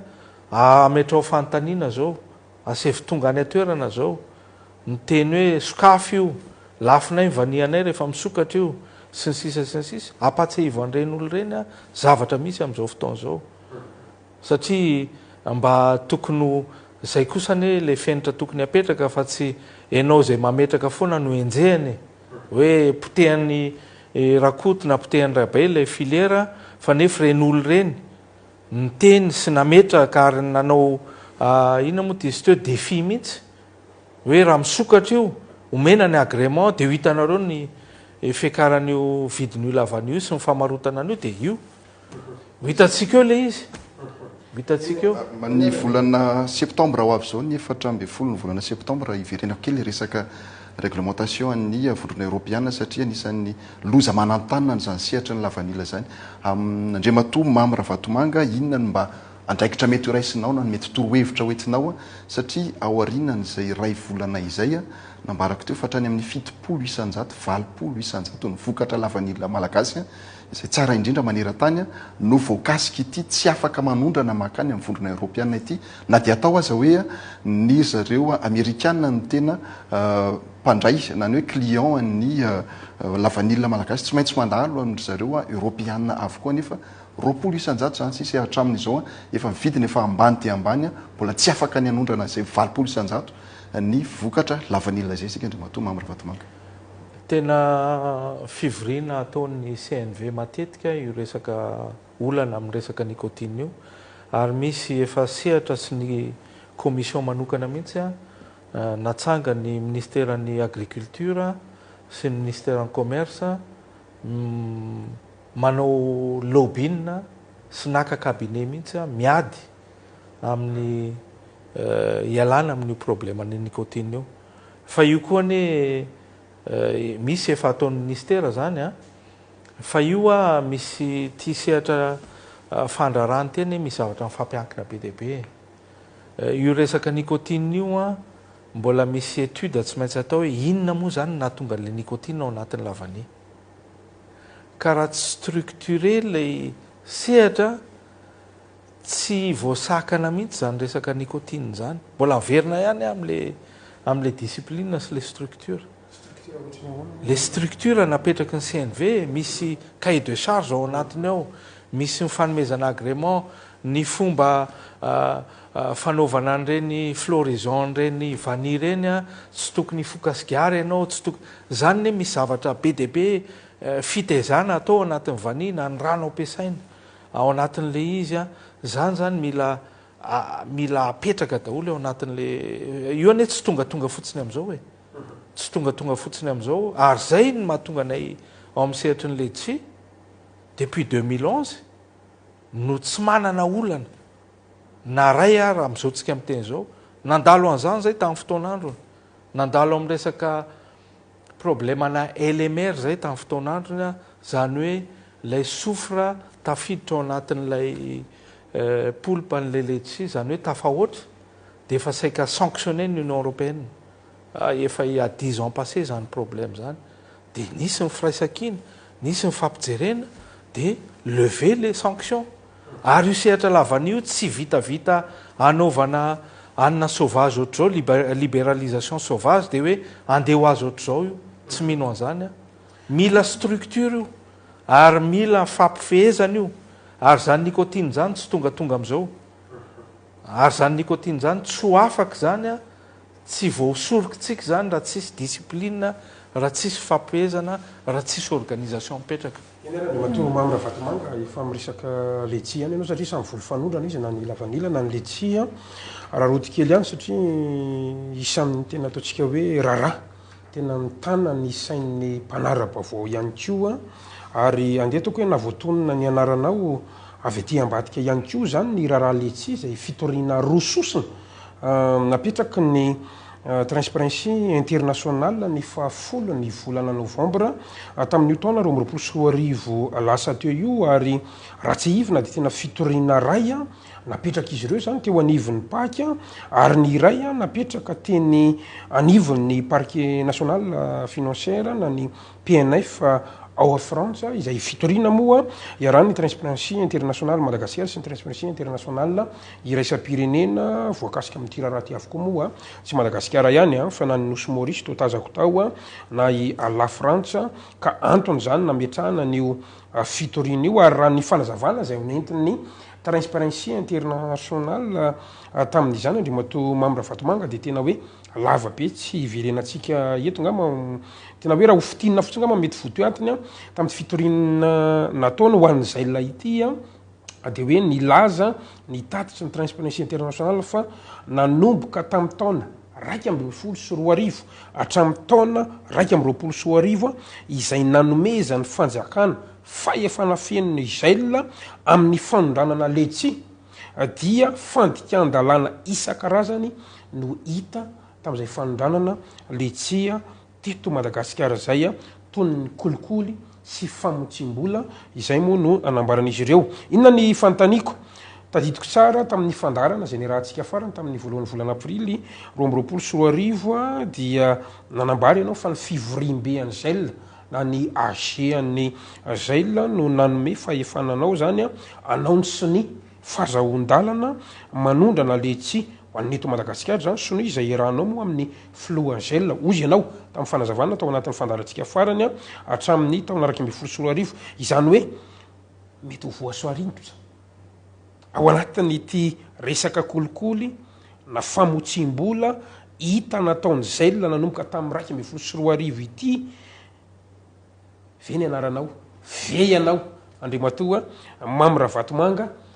andeha ataoko hoe inona ny avalinao an'izay? Inona moa ny idiran'ny famotsim-bola sy kolikoly amin'ny resaka exportation na Letsi Gasikara? Zay moa ny fanadidina ataon'ny transparency zay ka ngamba ny tory izy fa zay aloha tsy nahita an'izany fitoriana any amin'ny PNF sy ny teto izy ny tory fa tsy hitanay ny suiteny ary zay koa ny tory an'ilay olona nanao an'io dénonciation tsy araka ny tokony izy io fa iny moa affaire-ny gel zay mbola mitohy any amin'ny polisy sy ny tribunaly. Tsy hitako ny idiran'ny kolikoly amin'ny resaka exportation na Letsi. Ny exportation na Letsi zay nataon'ny gel dia régie ao anatina arrêté interministériel ny organisation ny gestion ny filière. Efa tamin'ny 2011 io nanao appel d'offre ny gel ho an'ireo mpividy Letsi any ivelany. Zay ny tsy nanana problème ohatrany lavany zao hoe mitotongana amin'ny vidiny Letsi hatramin'ny 2011 hatramin'izao tsy mbola nena ny vidiny Letsi na ondranay tany velany. Letsi zany tsy produit de utile ho an'ny olona zany hoe produit de luxe azo lazaina hoe produit de luxe ny Letsi tsy zavatra hoe tsy tokony hoe ho an'ny olona na tokony hovidin'olona foana ny Letsi fa ka lefa nataony andraso aloha azavainanao le izy nataony appel d'offre nisy orinasa nahazo lay fanondranana le fividianana Letsi teto Madagasikara dia reo orinasa nahazo reo zany nanangana structure tao Maurice nanaovana n'lay système na logistique nafahandrareo nigérer an'le Letsi teto zay olona mitovy ihany ao anatin'ilay structure tsy mampiovy ininona mihitsy le izy ary même on a le même interlocuteur depuis 2011 ary tsy nisy fitarainina mihitsy napetraky ny mpanonona Letsi zay misy efo 3 mahery ao anatin'ilay structure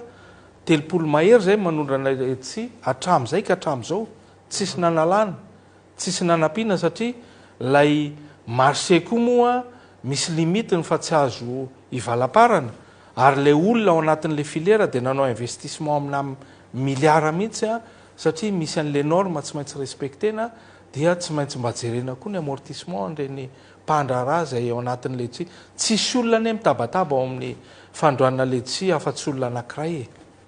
zay averiko eto hoe efa mivarotra ny orinasany varotra ny orinasany izy à 75% dia izy no menomenina hoe tsy mahazo an'io quota sy ny sisy que ianao mivarotra ny orinasanao à 75% andany ianao mifanaraka amin'le olona mividiny orinasanao dia anareo mifanaraka fa inona ny idiran'ny gel amin'izany. Iverina kely mantsy satria misy raha miresaka hoe fitorohana nataon'ny transparency tsika dia nisy an'ity le orinasa LTC ka orinasan'le olona ny ivelany daholo io raha ohatra ka jerentsika manko le izy a za zany a zao zany fandehany orinasa frantsay roa zany a nambarany transparency international fa hoe nomenareo eo anivon'izay la zany fahefana am'izay le hoe fanondranana isahana ny letsia eto Madagasikara nambarany foana moa hoe any amin'ny vondrona européenne 2011 à 2021 de eo zany de nametraka ampantanina ny transparency international hoe tsy efa misy endrika na monopole ve raha izay fanazavany transparency international zay faharoa mbola mandolatsakemboka tao anatin'izay la ihany koa ireo orinasa frantsay roa ireo nandritra an'izay folotoana zay andriamatoa mamyravatona kanefa tsy orinasa ampikambana ao anatin'izay ony transparency international zay ahina hoendrika kolikoly zay ny teneko hoe tsy any amin'le vokatra na tany fandranana fa izy miresaka hoe resaka kolikoly a nisy ihany koa ny orinasa zay nambarako anao teo mauricienne LTC tsy haiko moa fanalvana azy ohatry ny teny anglisy zay izy io a ary Lexi Trading Company zao angamba le izy Andriamatoa Gasikara reo structure tany ivelan'ireo nanangana ny LTC io tao Maurice noho ny antony a zay tsy dirako lalina satria misy resaka ekonomika ao anatiny a resaka logistika ao anatiny fantatrao zany fisiny fantatry ny olona rehetrrehetra ane zany tsisy nafeniny zany LTC zany ny ndraikitrao tamin'ny fisafidianana sy ny fananganana izy tsisy safidy atao tsisy safidy ataonao nefa le orinasa nanapaka hoe zay manana fahasairanana anome avance anareo atya Europa mehenjana ny réglementation amin'ny resaka financement tsy maintsy manangana zay any Maurice structure ahafahanay manome avance reo olo reo manome avance anay isaky ny anao campagne zay donc zay no nahatonga azy nanangana amin'ny resaka logistique mila alomelomy bateau sy ny sisa de nanana olana izy a tamin'izay sehatra nisy azy tany de nametraka ny structure io izy ta Maurice tsy nampiova ny kotanay zany ary tsy nampiova ny tarifa amarotanay amin'ireo olo reo tsisy fiovana mihitsy zany eo amin'ny resaka commercial ny anao ny resaka teo hoe reo olo reo nandefa vola taty amin'ny gel marina zany ary ny gel mihitsy ny exige hoe isa-taony reo tokony mandoa tsy tadidiko izy teo $6,000 sa €10,000 par an inona ny antony ny gel dia nametraka tao anatin'ny programme ny gel hoe tokony régénérena ny plan laitier tao Madagasikara tokony manisitsika forage eny amin'ireny fanaovana traitement na laitier reny fitangosana laitier reny satria tsisy rano iasany tokony mametraka latrine tsika de napetraka ireo olo reo hoe nareo anisan'ny mahazo tombony amin'ity sehatra laitier ity tokony participer nareo ara-dalàna ve zay fandrotsahana ara-dalàna mihitsy zavatra en toute transparence ane zany eo amin'ny compte gel ny irotsahana zany tsy fantatra hoe iza moa zany tena misitraka ny tombotsoa amin'ny fisiny le LTC zany raha zany zavatra zany efa nytaneniko anao teo hoe société an'ireo vahin'ireo ihany le LTC ary reo LTC sy ireo vahin'ireo ihany nangataha gel an'ilay cotisation ahafahanay manao an'ilay régénération ny plan ny laitier misy programme ane apetraka ny gel io ne tsy vitan'izao fotsiny de mandeha le fikambanana fa misy programme ao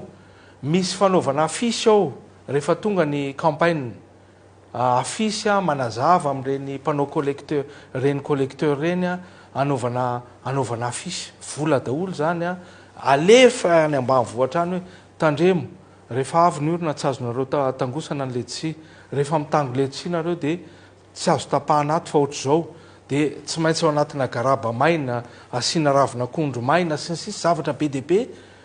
pitsopitsony be deaibe mila vola daholo zany manampy reo olo reo noho ny fangatahanay isa-taona ary ny compte gel audité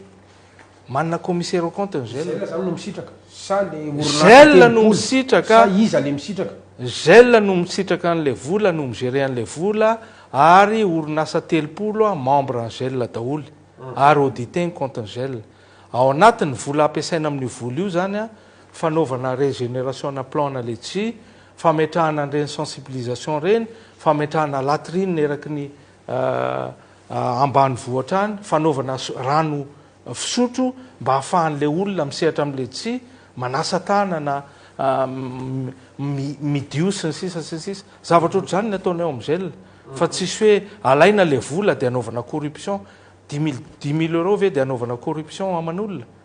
tsy mitombona ane zany resaka zany fa fanampiana n'le filiera le izy a dia misy cotisation zany omen'ireo oloreo hoe ho reversena aty amin'ny compte gel ahafahanay manatsara n'le filiera. Manga resaka an'izay resaka litchi izay ihany ianao niteny moa teo i gasikara hoe transparency international laza ihany koa nefa ny organisation io fa mihidy io CHU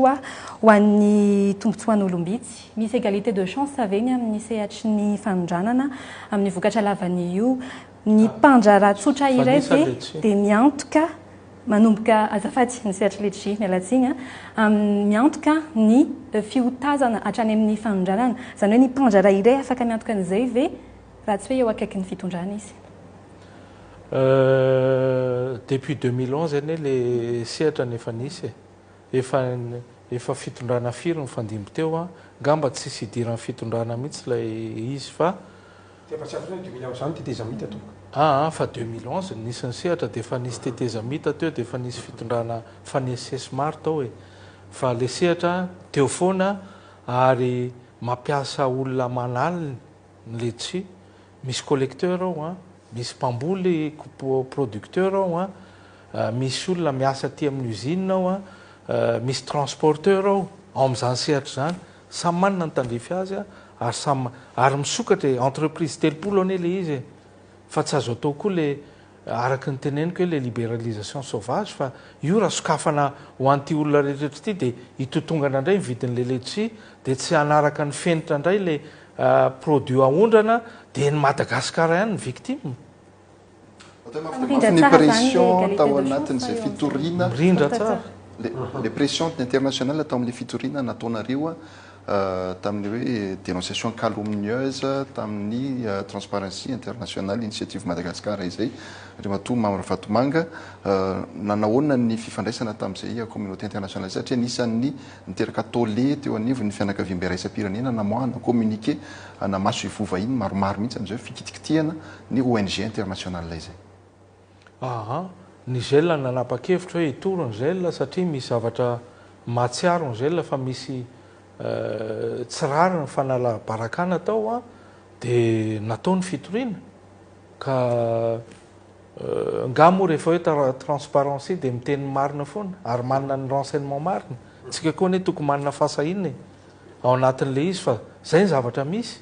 inandrayany amin'le angle n'le tsindro matsy zay moako le fifandraisana zay resan'ny Abraham zay fa tena ampifantaritsika mety maro ny pijeriny tsy tafiditra ao anatin'izay fitoriana zay raha tsy ivona tamin'io fitoriana nataony zel napetraky ny transparency internationale ny 10 novembre 2022 io dia nahazo fampetsoana avy hatrany avy an'ny polisy tonga dia tsoritsika ny Italia mpanatanteraka ny transparency internationale raha matoa ketakandrina raha fitosona sy ny filohan'ny filakevim-pitantany ny transparency internationale zany ny 23 novembre 2022 tonga dia ny anaranao avy hatrany Rimatoa Mamra Vatomanga no voalaza fa hoe tao ambadiky io fampetsoana ny ketakandrina io satria niditra an-tsehatra hatramin'ny Ramatoa mpitondra teny ny gouvernement tanamoaka fanambarana na communiqué andeha toko ohatra ny karazany niaro ny gel mihitsy ny tamin'izay fanapa-kevitra zay kanefa tsy haiko iveriko fa hoe tsy tokony hidirany gouvernement ity satria gel no mitory fa tsy ny fitondra mpanjakana zany raha ny hevitry ny juriste maro moa dia hoe tokony no tsarainy paky aloha le fitoriana zay napetraky ny transparency internationale zay vao niditra tamin'ny fitoriany zel ny paky satria tsy afaka lazaina fa hoe avavao tsy marina sy hoe fanalambara aka zany lay fitoriana fitorian'ny paky zany raha tsy efa misy karazana ohatrany hoe didim-pitsarana farazavany juriste moa zay trango zay dia zay le teneko hoe le angle ao anatin'lay pouvoir anananao sy ny zel ve no tiako hitondrana anazy raha tsy ivona koa tamin'izay dia nisy avy hatrany ny ataontsika hoe fanambarana iombonana zay nresany Abraham teo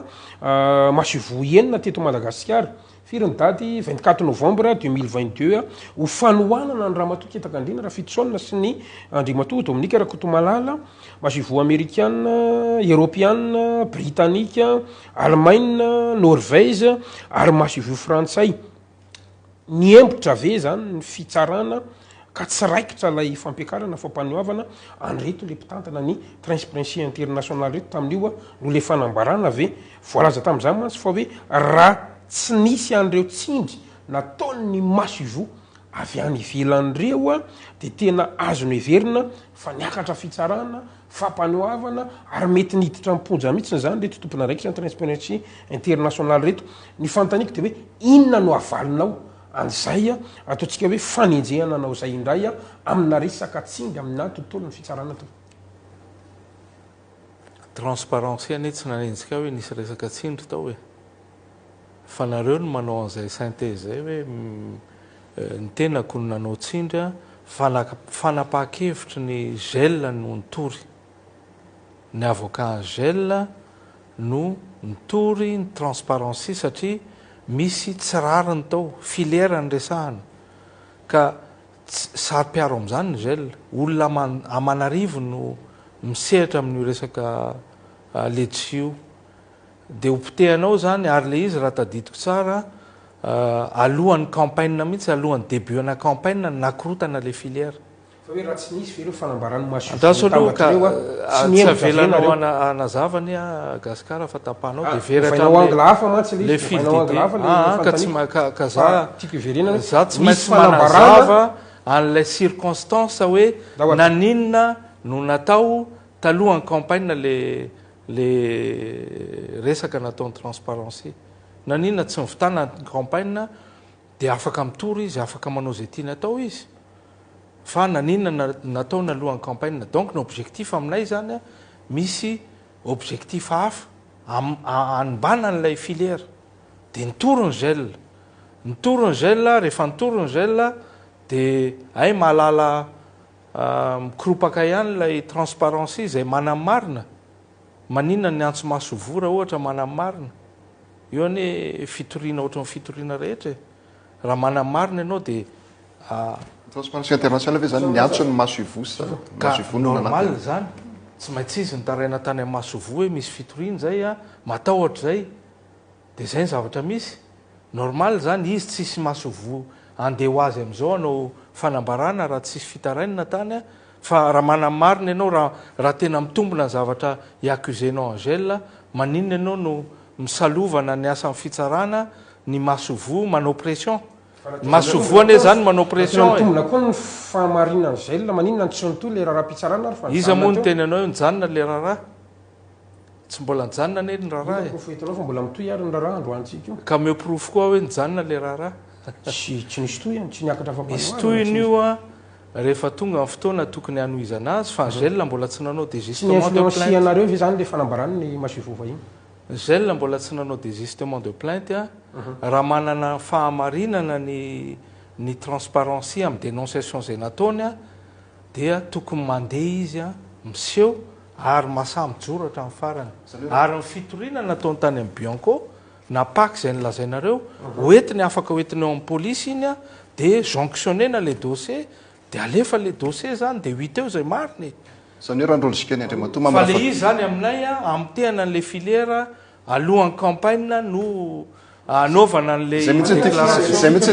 mandeha nefa fa tonga dia nitoriny zay mitsy tiako evina Andriamatoma amin'ny raha vatomanga raha ny logika anareo zany dia tokony nalefa aloha le zavatra le tokony natao tarina ny campagne zany hoe ireo zavatra ny dénoncer ny transparency international ireo zany tokony najanona mihitsy aloha fa ny amin'ny faran'le campagne zay vao tokony nametraka n'izay fitoriana izay afaka manao an'izay izy raha tiana atao zay afaka nanao mihitsy izy hoe mba nisy fanajana zany an'ilay filière satria olona maro miaina amin'io filière io dia aminay zany tena misy objectif hafa mihitsy anapitehana an'ilay filière sy anapitehana n'ilay sehatra esahan'ny olona ao anatin'le tsy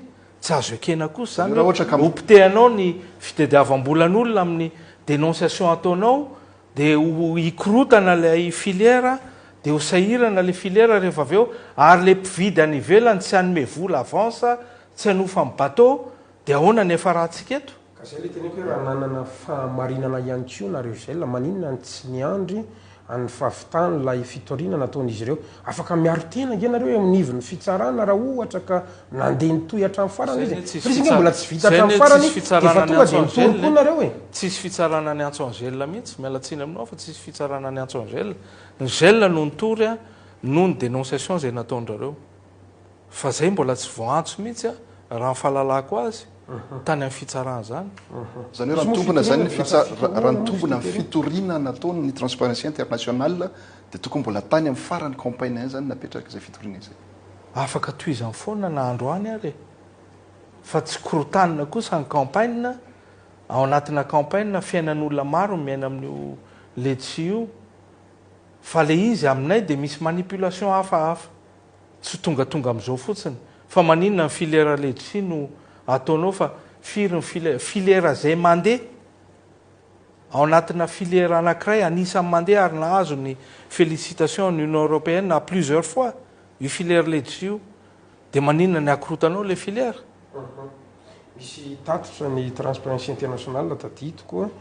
tamin'ny fotoana nametrahana n'io fitoriana io dia hoe tamin'ny taona sivy no nahazo fanairana hono izy ireo avy amin'ny mpiambana ao anatin'ity fivondrona mpandrarany gel ity ihany zay ny fanazavana izy ireo hoe nahazo fanairana izahay avy amin'ny transparency international izay nomena ny antotakevitra mikasika ny fanagejana ny fanondranana letsi eto Madagasikara raha ny fanambarana moa zany zay nataonyity firaisamoam-pirenena misana amin'ny ady amin'ny kolokolo ity dia zay no mampahatongana amin'itiny hoe raha nitatitra ny transparency international tamin'ireny fotoandreny eny andriamato mamy raha vatomanga dia misy ireo mpandrarao anatin'izay zay mitaraina mikasika an'izay le atao hoe fizarana kota eo ihany koa ny resaka lanjany vokatra zay aondrana saingy ambarany transparency international hoe tsary zareo matahotra ary zareo noho ny atao hoe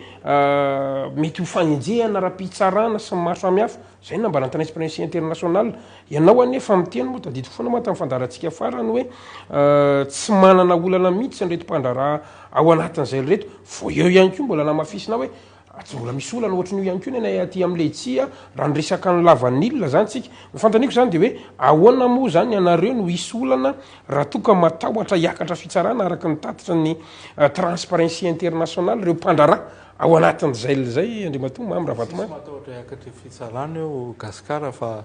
tatitra diso zany voaraina transparency international enao matsy mitatitra zany no miteny aminao fa tsisy matahotra hiakatra fitsarana ny gel ny gel tsy mahatsiaro mihitsy hoe nanao zavatra tsy araka ny tokony ho izy ary ny gel kosa ny gel ny mpandrarao amin'ny gel sary-piaro amin'io afaka midina ane nareo ho avy zao ny campagne letsi manaovy ianao enquête any amin'ny sur terrain aza nitatitra no vakianareo fa midinareo sur terrain dia manaovy enquête hoe tena mijaly ve le mpandrarahany letsia mitaraina ve le mpandrarahany letsia ao manahoana le structure ao ministra ne zay ministra mifandimby teo mahita ny organisation ny fanondranana letsia ao finao mahita hoe milamina ny fizaranany kota milanja vokatra ohatra milamina ohatra ve zay tsy misy fandrarana amin'ny resaka letsi milamina ohatran'ny gel amin'io fandrarana letsi milamina ve ny kota sahako miteny an'izany milamina ny kota tsy misy miady varotra tsy misy ka misy olona anankiray mitaraina satria mivarotra ny orinasany dia zay ve ny anaovana conférence de presse adiny telo eto sanatriany zany satria olona anankiray mijery ny intérêt personnel any no andeha anakorotanina ny filiera ray manontolo satria ianao mivarotra ny orinasanao à 75% dia ny olona ray manontolo no korotaninao ary opitenao le filiera satria te hiverina ianao anatin'le sehatra zay ne le problème misy dia io nanaovantsika resaka lavabe eto akoatra n'andriamato Roland Ratsiraka zay voaresaka eto foana andriamato Maravatomanga misy ihany koa ny teratany vahiny izay nanao an'izay dénonciation anaty karazana monopole izay nisy ihany koa moa ny fitsarana ary amin'izao fotoana zao dia raha maso ara-pitsarana izany tena milafaka milaza ve ianao eto fa tsy misy dia tananao ao anatin'ny fitsarana ka mahatonga n'ireny fitoriana maro be reny ka lasa mampanginy an'ireo olona ireo amin'izao le olona anankiray nitenenao olona miaraka amin'ny Roland Ratsiraka ihany ary olona io tsy olona ny exporté vany hatramin'izay vahiny izy io olona manana verger kely izy io ary tamin'ny andro ny mialatsiny manonona ny anarana fa tsy tokony ho tononona eto fa ilayntsika moa le transparence tamin'ny androny président Angela taloha Narson tamin'ny président Angela teo aloha tamin'ny fotoan'andro no nitory azy ny Gela no nitory azy anotory an'io olona io satria nanao collecte immature olona io tamin'izany fotoana zany zany hoe ledsi mbola maintso no tazany dia tratrany contrôle en commerce sy ny ministère sy ny solitena Gela sy ny solitena isan-karazany région tamin'izany fotoana zany dia ireo no nametraka fitoriana satria mamotika an'le filière manimba le image ny filière tamin'izany fotoana zany nampisy olana tamin'io olona io dia mazava ho azy moa zany misy an'io olona io dia misy an'ny Ngarolan dia io mifampitambatra eo zareo dia manao an'io fihetsiketsika isan-karazany io dia zay ny zavatra misy. Aloha nidirantsika miresaka politika satria fatiny roa latsaka sady isika izay menazava satria ao anatin'ny miresaka PNF isika kaloloha PNF matsy efa izy fa faranako le Roland Ratsiraka Abraham Razafy raha mety satria miresaka Roland Ratsiraka mbola misy zavatra anankiray ihany koa no mahavoatona ny anaranao dia aloha rarotany tsy mpiry hoany azo an'le Mamy Ravatomanga anatin'ny fandamarana dia aloha ararotana mihitsy rehefa manaiky any asain'ny fandarana dia malalaka tsika tamin'ny 6 jona 2024 lasa teo dia nilaza ny solombavamboaka resahantsika ity le matora Roland Ratsiraka fa atraminy nipetrahana zao fitondrana tarihan'ny Filoandro Rajoely zao dia misy teo hoe 50 tapitrisa dollara isan'ny taona surfacturation an'ny orinasa Jirama ary io vola io dia alefany Jirama any amin'ny mpandraraha iray zay akaiky ny filoham-pirenena nambarany tamin'izany fa ny gaboraraka zay nataony Mamy Ravatomanga nanonona ny anaranao mihitsy izy dia alao resahantsika eto mihitsy gaboraraka nataonao hatramin'ny tetezamita no mbola mitoy io izy tamin'ny 7 volana jona teo ary efa nisy ny fitoriana any Mamy Ravatomanga makasika ny orara io saingy very anjavina ny fanadidina zay nataony ny Bianco inona ny fanazavana nandeha ataontsika hoe fanamarina tena hoentinao androany Andriamatoa Mamy Ravatomanga makasika an'io fitorohana zay nataony ny solomamoaka Roland Ratsiraka io na hoe fiapangana zay nataonao io satria tamin'izay fotoana zay izy niantso ny prime ministre Tsay Kristo mihitsy hoe miantso ny prime ministre disio zao vaovao entiko sy eto ampelantanako zao raha ohatra ka diso zany hatramin'ny androany moa tsy mbola namaly ny prime ministre izy ihany koa ohatra ny niantso ny Bianco hoe anokatra fanadidina mikasika an'io surfacturation 50 tapitrisa dollara alefa any aminao io ka zay ny teneniko hoe omeo fanazavana vahoaka malagasy na fanamarina tena na fanandoiva-tena fa miandro zany azay valikafatra avy any amin'ny Roland Ratsiraka zay. Aleo tambatra ny fanontaniana raha sitraka Andriamatoa PDG satria raha ohatra ka mety satria efa anatin'ny atondrony izy dia aleo alamitsika ohatran'izay aloha dia mivaliny miaraka izy rehefa avy eo Andriamatoa filoha-taliana généraly resaka PNF isika parquet national financier miresaka poursuite judiciaire isika mba sitrako raha valinao satria anisan'ny miresantsika tamin'ny farany teto mahakasika an'izay bien malaky affaire Balkany izay hoe efa tsy mitohitsony zay fitorinanao izay mba tianao valina koa ve hoe mbola mitohy ve ny fitorinanao amin'izao fotoana zao sa efa nijanona tanteraka zay fanontaniana roa zay raha sitrako Andriamatoa. Le fanontaniana voalohany Abrahama lay hoe misy vola gasikara aloha valiko voalohany mialatsiny hoe misy vola amina $1 surfacturation dia eto dia mitodika an'ilay olona anteny an'izay ianao manana fahefana anao enquête parlementaire dia ataovy ny enquête parlementaire anao dia hitantsika marina fa ny miaccuse olona ho moramora raha miteny izy hoe efa taona maro no nanaovana an'izany tamin'ny andron'ny transition ny filo Rajoely ane efa tsy filo nandritry ny 5 taona teo tsy nitantan'izay ary za moa anisan'ny victime ny resaka perquisition sy ny sisa ary misy enquête natao an-tenako nisy fitoriana natao dia niatrika an'izany ny tenanay sy ny fianakaviako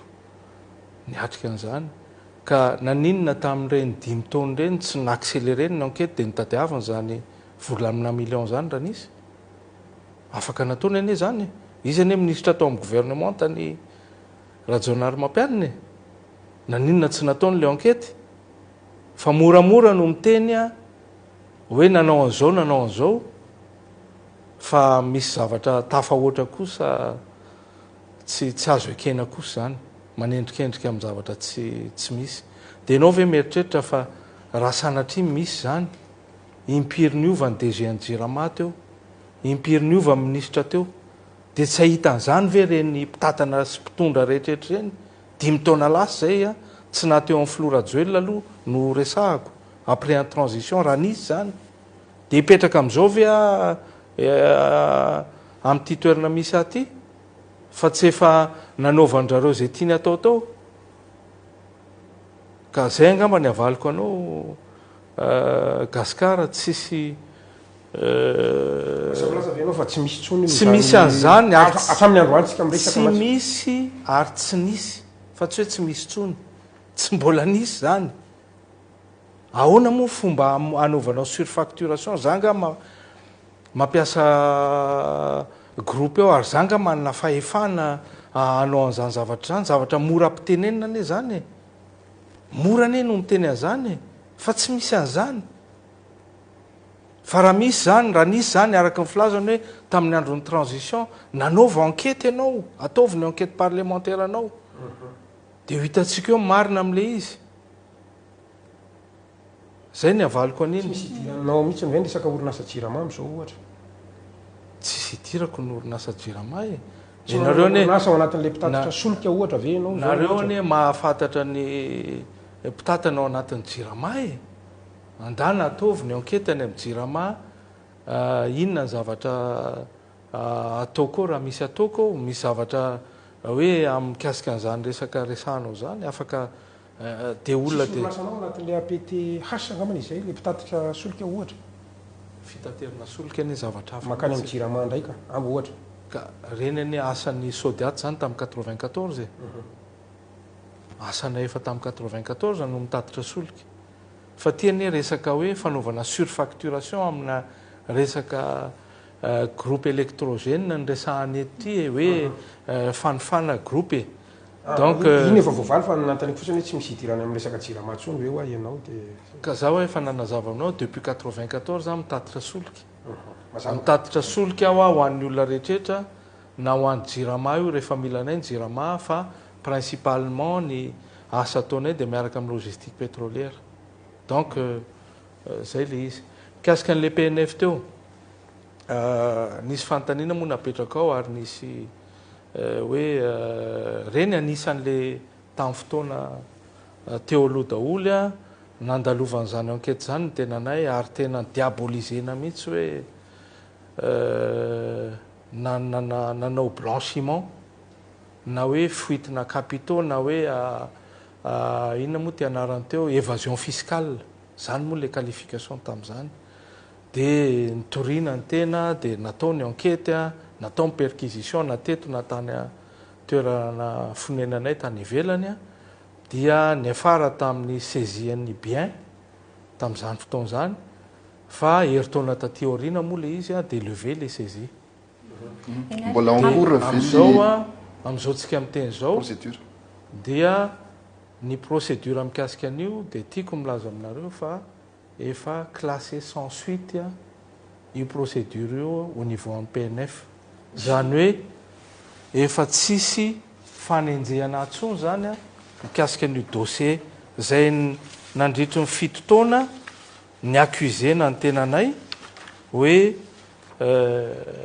nanao blanchiment na fuite de capitaux io tia ny taratasy milaza an'izany afaka zaraiko aminareo ty taratasy ty zay milaza ny hoe avia na classement sans suite kasika ny dossier en PNF iny zay voazoko izy ty moa tamin'ny volana jolay teo ty taratasy ty omeko anareo ahitanareo azy sonian'ny procureur en PNF io donc classé sans suite zany iny fiampangana fanendrikendrehana zay natao tamin'ny tenanay nandritry ny enina na 7 taona 7 taona satria zay hitanareo ny préjudice amin'izany a 7 taona ianao enjehana amin'ny zavatra tsy zany tamintsika nanao an'le fandarana tamin'ny voalohany volana aprily tamin'ny taona lasa ireny a mbola atao anatina procédure na fanenjehana andriamatoa mamarafat tamin'ny depuis n'le fotoana nanaovana saisian'ny fanananay a tany ivelany a dia enquête préliminaire izy tamin'ireny ary enquête préliminaire izy a hatramin'ny reny tsika nanao fandarany reny ary tsy nisy romoromo mihitsy tamin'ny tenanay mivezivezy any ivelany a tsy nananao olana mihitsy tsy arakaraky ny resahana hoe tsy afaka makany any mametraka ny tongotra any Frantsa sy ny sisa fa za makany isaky ny 2 volana 3 volana tsy nanana olana mihitsy tamin'izany fa zao moa zany a efa confirmé izy ty ho zarako aminareo ty a fa efa classé sans suite a afaka omenanao satria misy amaranana ny sehatry ny ara-toekarena angamba ny verenako kely ny tontolon'ny environnement des affaires andriamatoa Mamy Ravatomanga fatatsika amin'izao fotoan'izao fa somary sarotra ny environnement des affaires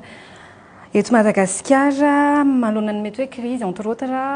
maneran-tany mahatsapa izay fahasarotan'izay ve ny vondrona tantaninao satria raha ny fahitan'ny olana azy dia atao hoe mahazo tombotsoa manokana amin'ny fitondrana ankehitriny ianao eo ihany koa ny resaka mahakasika an'izay fifandraisana miaraka fitondrana ankehitriny izay ny resaka hoe compétition déloyale ahoana no amalinao izay tsikery izay satria ary ina kosa ny mety hoe fepetra raisina mba hisin'ny mangarara sy tsy fitanilana amin'ny fitondram-panjakana amin'ny fifandraisanao amin'ny fitondram-panjakana amin'izay fandrarana izay tsy hitako aloha ny hoe inona ny avantage manokana azoko amin'ny fitondrana ankehitriny marina fa misy fifandraisana ny tenako sy ny filoham-pirenena amin'izao fotoana mifandray ara-pirahalahiana mihitsy raha izay ny ilazana azy fa tsy noho izay fifandraisana izay dia nahazo avantage manokana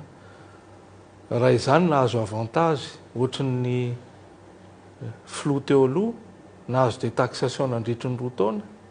za miteny aminao fa efa tsy 4000 tsony ny mpiasa atao amin'ny orinasa sodiaty fa efa lasa lavitra be fa tsy nangataka an'izany mihitsy tsy nahazo avantage ohatran'ny filoha taloha hoe détaxena ny activité zay géreko tsy nisy an'izany mihitsy afaka manadiady nareo tsisy avantage ininona azo fa contraire raha misy satria efa nirahazaiko tamin'ny fandarana teo taloha hoe misy marché ampanjakana azoko dia indraindray raha ny filoha mihitsy miteny hoe azo atao io monsieur Ravatomanga fa manahirana amin'ny relationtsika zany ny zavatra misy nefa ny tena manao soumission araka ny tokony izy dia izay ny zavatra misy ao anatin'ilay izy fa tsy mba nahazo avantage zany ny tena aloha azo averina ve zany hoe misy fiantraikany koa ve amin'ny groupe tantaninao le resaka hoe environnement des affaires somary sarotra amin'izao fotoan'izao zay ny environnement des affaires efa nandalo fotoana maro zay tao anatin'izay 1997 hatramin'izao nisy crise efa nilalovana teo sahirana misy fotoana manahirana misy fotoana mba misy mahapetipety azy zay mila ola manana viny mila ola manana structuré mila mijery lavitra dia miatrika ianao zany amin'ny zavatra misy eo fa tsy manakana mihitsy ary zay mihitsy ny tsy angatahanay avantage ninina satria mamita tena ihany ny olona mangataka avantage zany mamita tena satria tsisy tsony le performance zany fa resaka kitrano trano na hoe fanomezana vahana manokana ny misy dia lasa hainao ihany mamitaka ny tenanao rehefa tsisy tsony iny avantage iny zay nizaniza fitondrana teo dia mijoro foana ny groupe sodiaty ary araka ny teneniko hoe manangana orinasa ray isaky ny 2 taona farafahakeliny ary tsy mbola nisy orinasa nakatona fa raha hoe sanatria raha misy hoe fiovananarina orinasa na hoe fanajanonona orinasa dia noho ny resaka hoe investissement zay atao na ohatran'izany fa tsisy mpiara-miasa aminay zany dia nitazonina foana arak'izay tratra atao anatin'ny adiny roa izay no ny rahantsika teto nyresahana momba ny groupe Sodiate sy nyresahana momba ny tontolo ny toekarena Andriamatoa Mamara Vatomanga ivadika amin'ny sehatra politika isika faraparany teo voatendry ho consul honoraire ny Côte d'Ivoire Andriamatoa Mamara Vatomanga apatsihivina ihany koa fa ianao dia consul honoraire ny Serbie zany hoe consul honoraire na firenena anankiroa ao anatina contexte politique mafapana isika amin'izao fotoana izao ao anatin'ny fanomanana sy ny fiomanana amin'izany fifidianana filoham-pirenena izany ny tonga ao an-tsain'ny maro Andriamatoa Mamara Vatomanga angataka ny atao hoe immunité diplomatique ianao raha sanatria misy crise eto Madagasikara no anisan'ny antony nangatahanao sy nazahoanao an'izay consul honoraire ny Côte d'Ivoire tato izay. Tsy dia hitako loatra aloha ny hoe immunité diplomatique ampifandraisina amin'izany satria ianao raha manao infraction économique sanatria dia tsy voatazon'izany immunité izany ianao raha ohatra ka misy zavatra mitombona sy mipetraka no hitorinanao zany. Ny any immunité ako dia reto mpiara-miasa amiko 4000 personnes reto sy ny fianakaviany reo ny ana no ataoko izay ahafahan'ireo mba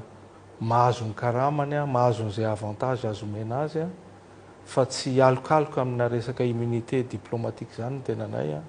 fa ny anay mpiara-miasa aminay ny immunité anay raha izay ny lazana azy tsotsotra. Consul honoraire ve manana immunité raha ny Serbie sy Côte d'Ivoire? Manana immunité izy amin'ny asa zay ataony amin'ny maha consulat azy manana immunité izy. Misy mission diplomatique ihany koa? Mission diplomatique ataony fa mifantoka kokoa ny consul amin'ny mission économique. Manana ny avantage ananan'ireo atao hoe ambassadeur na ny ireo vahiny miasa eto Madagasikara ihany koa ve Andriamatoa Mamara Vatomanga zany hoe tsy mandohetra ohatran'ny izy ireny ihany koa? Tsy fandoava-ketra mihitsy ny consulat honoraire. Consulat honoraire resaka représentation tena basé amin'ny resaka économique surtout mission économique ary izay ny miantoteny izay ny tsy mahazo fanampiana amin'ny gouvernement fa miantoka tena miantoka amin'ny fampandehanana ny consulat zany hoe manampy an'ireo ressortissant manao promotion ny mpandraraha malagasy zay te investir any Côte d'Ivoire na ny mpandraraha ivoirien zay investir eto Madagascar na tonga ny resaka anao na pas au courant le resaka banque ivoirienne anangana banque eto amintsika entre autres fa mbola misy ivoirienne hafa koa mieritreritra no avy aty amina sehatra hafa zay ny mission anay zay ny mission ny consulat honoraire fa tsisy hoe tsy andoa taxe na hoe apiditra entana dia tsy andoa taxe tsy manana valise diplomatique ve tsy manana valise diplomatique ny consulat honoraire. Nangataka sa zareo no safidy anao? Zareo no safidy. Ny antony ina mety heverinao fa antony izay safidy aminy angamba ny tsara apetraka ilay fanontaniana fa mifahalalako azy mety malgré ny fanenjehana sy ny fanaratsiana ataon'ny olona sasany dia ngamba ny hitany fa zany mety hoe metimety amin'ny solotena ny firenena eto Madagasikara. Ny Serbie ve? Tovy tsisy hafa mihitsy. Zareo ihany ny safidy ary amataonany no agrément an'io fa tsy hoe vita ao anatin'ny ray andro. Manana nationalité Serbie na Côte d'Ivoire? Manana amma mission diplomatique azy dia midisposer passeport diplomatique ao anatin'ny missionko amin'ny diplomate mission diplomatique. Nationalité le antaniko tompoko. Passeport diplomatique zany hoe tsy ahoana ny lazako anao zany matony olona manana passeport manana nationalité raha ny tena izy fa nationalité voafetra zany hoe rehefa tsy consul atsony dia asorona amiko ilay. Inona natonga anao nanaiky an'izay hoe ho consul honoraire ny Côte d'Ivoire izy? Satria fantatro fa tokony misy zavatra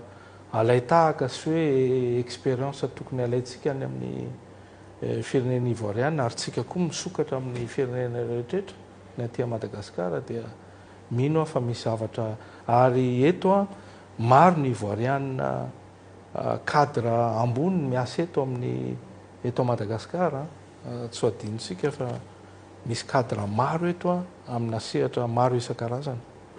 Nandritrana voatendranao Andriamatoa Mamy Ravatomanga nalaza ianao fa fanamafisana ny fifandraisana ara-piraharahiana sy ara-toekarena eo amin'ny firenena rotonta izay maha-consul honoraire ny Côte d'Ivoire anao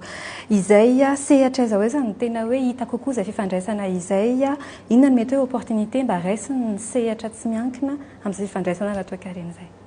Ny Côte d'Ivoire zao dia azontsika angalana ohatra tsara eo amin'ny resaka cacao, producteur voalohany izy amin'ny resaka cacao. Tsika mamboly cacao eto manondrana cacao. Zany zao expérience ray. Ny Côte d'Ivoire dia miaina amin'ny agriculture ny PIB an'ny Côte d'Ivoire dia tena fatotra amin'ny agriculture. Manana mine kely izy manana pétrole kely izy fa ny agriculture ny azy ny tena sehatra ray lehibe mampandroso ny firenena am'izao. Zany zany expérience azontsika tsara alaina amin'ireo ivoiriana.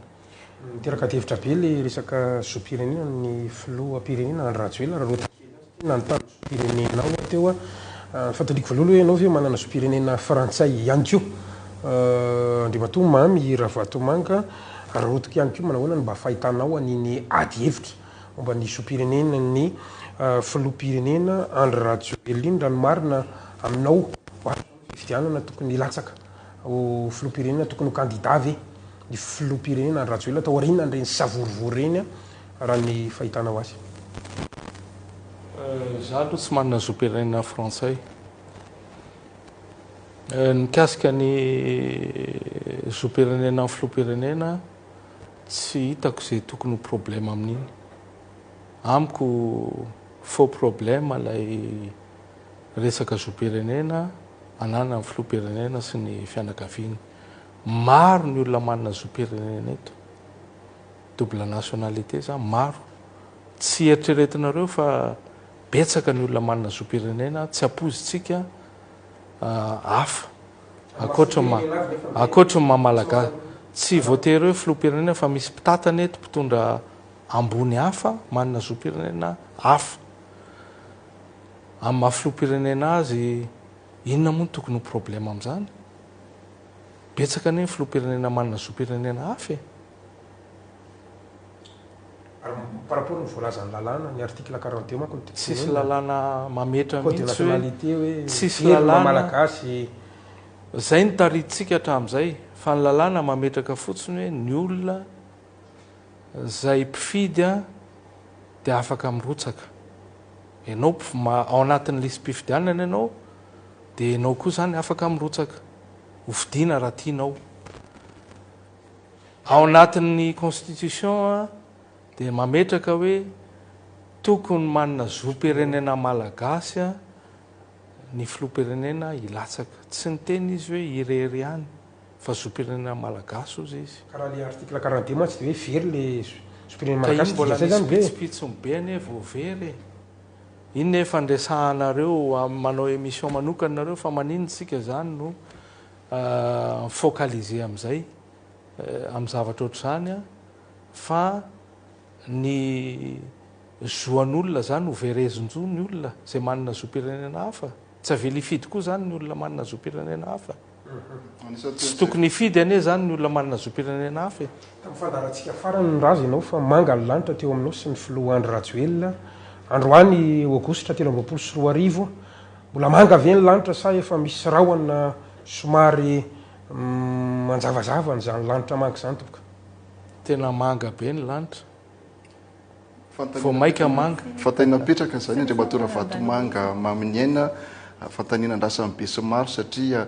betsaka ihany koa ny atao hoe manao rapprochement amin'ny fikambanana AFF izay manao fitetezam-paritra maro sy mametraka ny ratsa mangaika any amin'ireo faritra maro izay manirana ny nosy na dia fanizy aza ny filazana fa tsy manomana an'izany hoe filatsahako fidiana Andriamatoa Mamy Ravatomanga izany fantaniana andrasany maro ndre matoa amin'ny aina raha vatomanga candidat filoam-pirenena ve ianao sa tsy? Ny AFF efa nanao ny fitetezam-paritra ny asa sosialy nanomboka tamin'ny 2018 ary hatramin'izao tsika miteny zao manohy sy mitohy foana ny fitetezam-paritra zay ataon'ny AFF. Asa sosialy ny atao ary ny AFF azavaiko eto dia miara-miasa amin'ny fitondram-panjakana amin'izao tsika miteny zao. Miara-miasa amin'ny filoam-pirenena ary raha hitanareo na ny lokon'ny AFF raha manga sy orange depuis 2018 sisa fenina ane zany fa fanapahakevitra manokana ny fianakaviana miaraka amin'ireo namana vitsivitsy ny ananganana ny AFF mba andraisana anjara briky amin'ireo olona sahirana eo amin'ny resaka sosialy. Zay ny mission'ny AFF ary toizana ary mbola nitohy ary mbola ho toizana arak'izay tratra moa zany zay zavatra eo am-pelatanana. Candidat ve sa tsy candidat Andriamatoa membre Vatomanga? Zaho efa niteneniko anareo fa ny tenako dia mpandraraha efa tamin'ny 90 manana soroka be milanja amin'ireo mpiara-miasa amiko ireo ny ambitionko dia ny ampitombo an'ireo mpiara-miasa amiko ireo ho avy 2 eny avy 10 eny ao anatin'ny fotoana zay arak'izay tratra. Zay ny ambitionay mpandraraha. Aleo ny resaka politika ho an'ny mpanao politika. Za mahatoky ny filoam-pirenena ankehitriny ary hitako ny ezaka efa nataony na dia tao anatin'ny fotoana sarotra raha nitondrany firenena dia 5 taona voalohany iny zany teo amin'ny 2 taona sy tapany teo izy dia tena nandalo fotoana sarotra satria tao anatin'ny Covid tao anatin'ny guerre. Tsy afaka nanatanteraka ny programmana araky ny tokony izy zany tao anatin'izay 2 taona sy tapan'izay.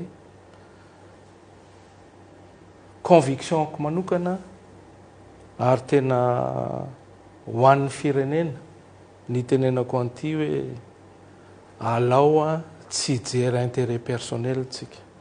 Alao mba ho jerena le firenena ary alao mba hanana objectivité tsika ao anatin'ny analyse zay ataotsika fa tsy hanao alakibika tsy tiako tare. Mila mijery an'le conjoncture économique sur le plan international tsika. Mila mijery ny zavatra nisy ny ainana ny teto Madagasikara nandritra n'izay 5 taona lasa zay araka ny teneniko teo. Za dia mametraka ary tena miangavo ny filoam-pirenena ankehitriny ny latsahany mba hanohiza ny zavatra efa nataony fa tsy moramora ny zavatra netrehany io filoam-pirenena io. Za dia tena milaza anazy ianao raha toka manapa-kevitra ny latsaka izy zany. Za dia manoa anazy 100 isan-jato satria fantatro ny fitiavany ny firenena ny fitiavany tandrazana. Natso fijerena ny intérêt personnel no Andriamatoa membre Vatomanga fa tena ny tsy intérêt personnel ve no mibaiko anao akaiky anao sy ny filoam-pirenena Andry Rajoelina izay amin'ny fanohanana indray ny filatsahako fidiana Andriamatoa Andry Rajoelina raha ohatra moa ka atao hoe tahinina sanatriavina na raha ohatra ka mbola lany ny filoha Rajoelina na tsy lany intsony izy mety ho voakitikitika na voatohatohana ny fandrarahana ataony Andriamatoa membre Vatomanga tena tsy intérêt personnel ve no mibaiko anao amin'izay fanohanana ny filoha Rajoelina izay. Raha ny message voarahiko talohan'ity émission ty dia tena raha hoe olona mijery ny intérêt personnel ako dia nilatsaka ako. Latsaka satria betsaka ny olona misolicité betsaka ny message voarahiko. Donc raha amaly ny valy teninao Abraham raha hijery ny intérêt personnel dia milatsaka. Zay no nahatonga ny teny alohan'ny namaliko anareo teo hoe mba tokony jerentsika le firenena. Tsy possible ny havitana fanarenana firenena sy fampandrosoana firenena ao anatin'ny 5 taona. Tsy possible zany. Ary surtout ianao tao anatin'ny 5 taona 2 taona sy tapany ianao nandalo crise iraisam-pirenena. zany ane tsy azo fafany zavatra mipetraka zany jerevonareo firenena hafa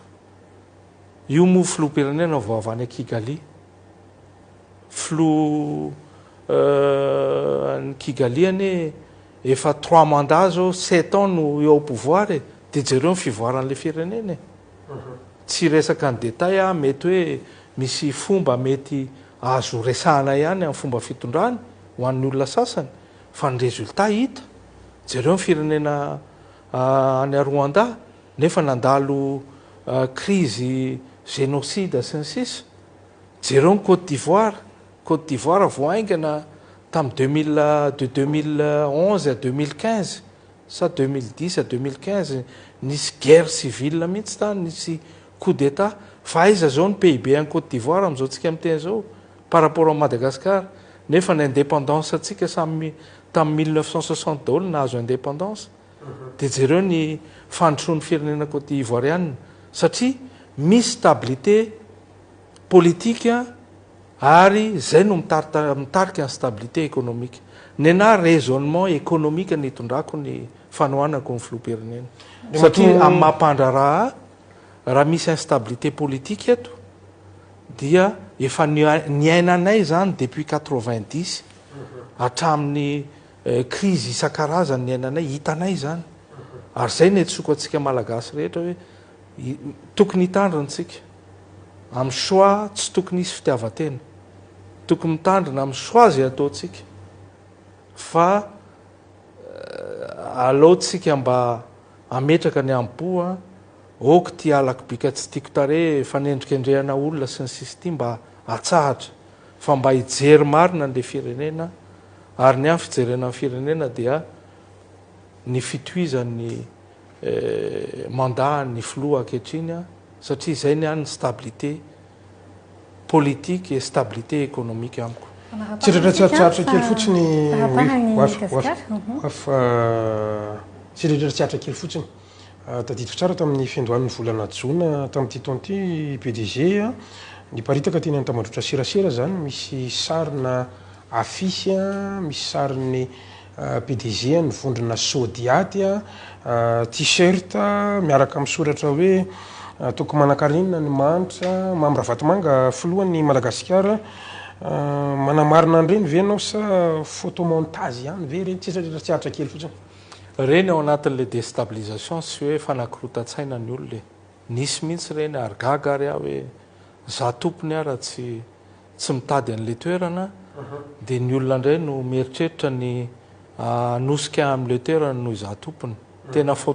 tena montage reny fanakorotanana ny fifandraisako amin'ny filoha ankehitriny fanakorotanana mihitsy ny fitondrana misy satria akorotana le izy misy mpamakafaka amin'ny tena karazana ohatrany sondage ihany reny mitsipaka an'izany reny tsy za aloha manao sondage misy mety olona manao sondage any tsy fantatry fa za tsy mila manao sondage ny zavatra ao ataoko moa zany zao dia entina fankalazana ny 33e anniversaire ny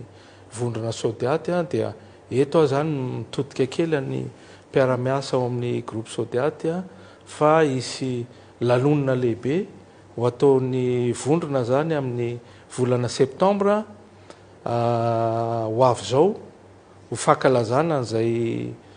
fahatelo amin'ny telopolo taon'izay izarana médaille sy zavatra maro samihafa amin'ireo mpiaramiasa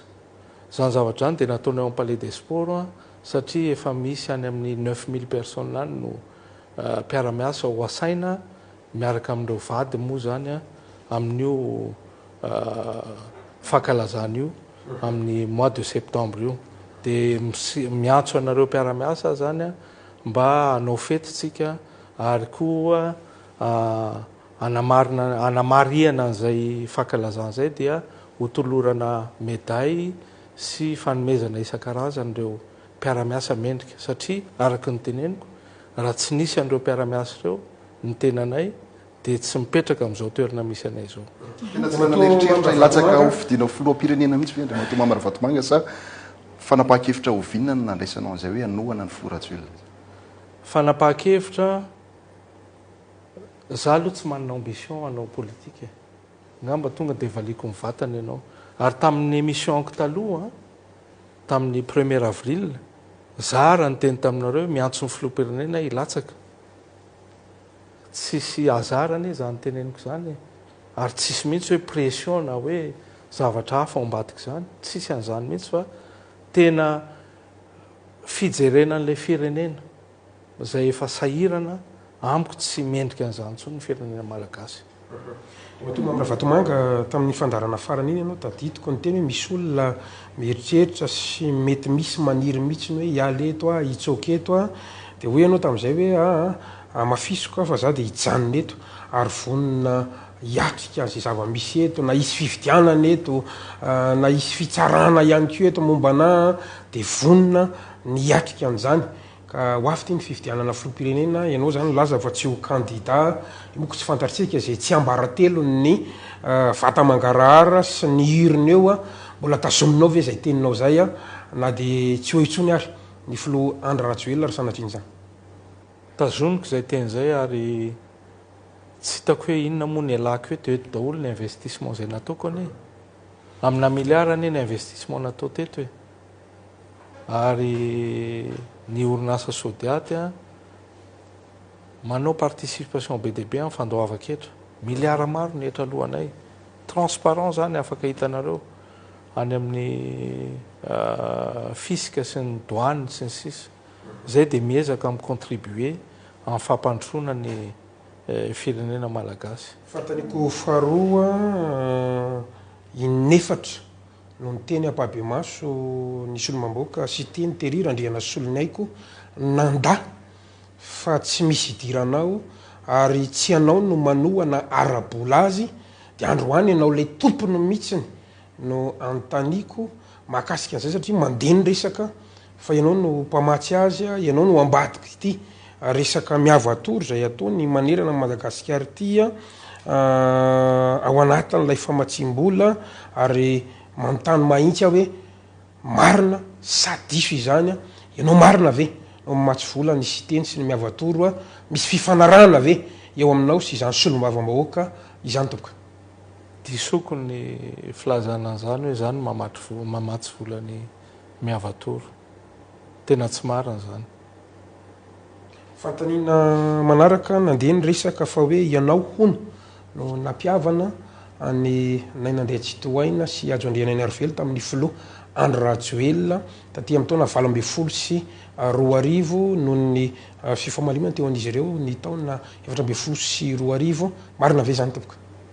nampiavana amin'inona moa zay tsy azoko le fantaniana ianao no nampifandray an'izy ireo satria misy fisarana ireo taoriana tetezamita ary zay natonga ny Ajo Andrianan'ny Arivelo ny latsaka hofidiana rehefa antaninana zany izy dia tsy mamaly mivantana dia ianao no antaniko androany satria loharanom-bavao dia milaza fa ianao no nampifandray indray ny filoha Andra Rajoelina sy Ajo Andrianan'ny Arivelo na ihany koa Nainandrea Tsitohaina tsy nahatsiaro aloha hoe nampiavana ny Andriamatoa Ajo Andrianan'ny Arivelo Nainandrea Tsitohaina tsy hitako mihitsy nidiran'le anarana anakiroa aloha fa dia tsy azoko tsara le fantaninao fa tsy nahatsiaro an'izay fampiavana an'izay fa reo ane samy olona mpanao politika olona mifankalala ny filoha-pirenena zao sy ny ministra Ajo Andrianan'ny Arivelo mifankalala reo misy fotoana mety tsy mitovy ny fomba fijery rahantsika nahita zany nilatsaka izy tamin'ny fotoan'andro ny contre ny candidat zay natosiky ny filoha-pirenena tamin'izany dia zay le contexte politique fa tsy nahatsiaro fampiavana an'izany ny tenako. Nanapa-kevitra ny tsy ho candidat ho filoha-pirenena Andriamatoa Mamy Ravatomanga andeha saina kely ianao hanao introspection andeha hanao auto feedback Andriamatoa Mamy Ravatomanga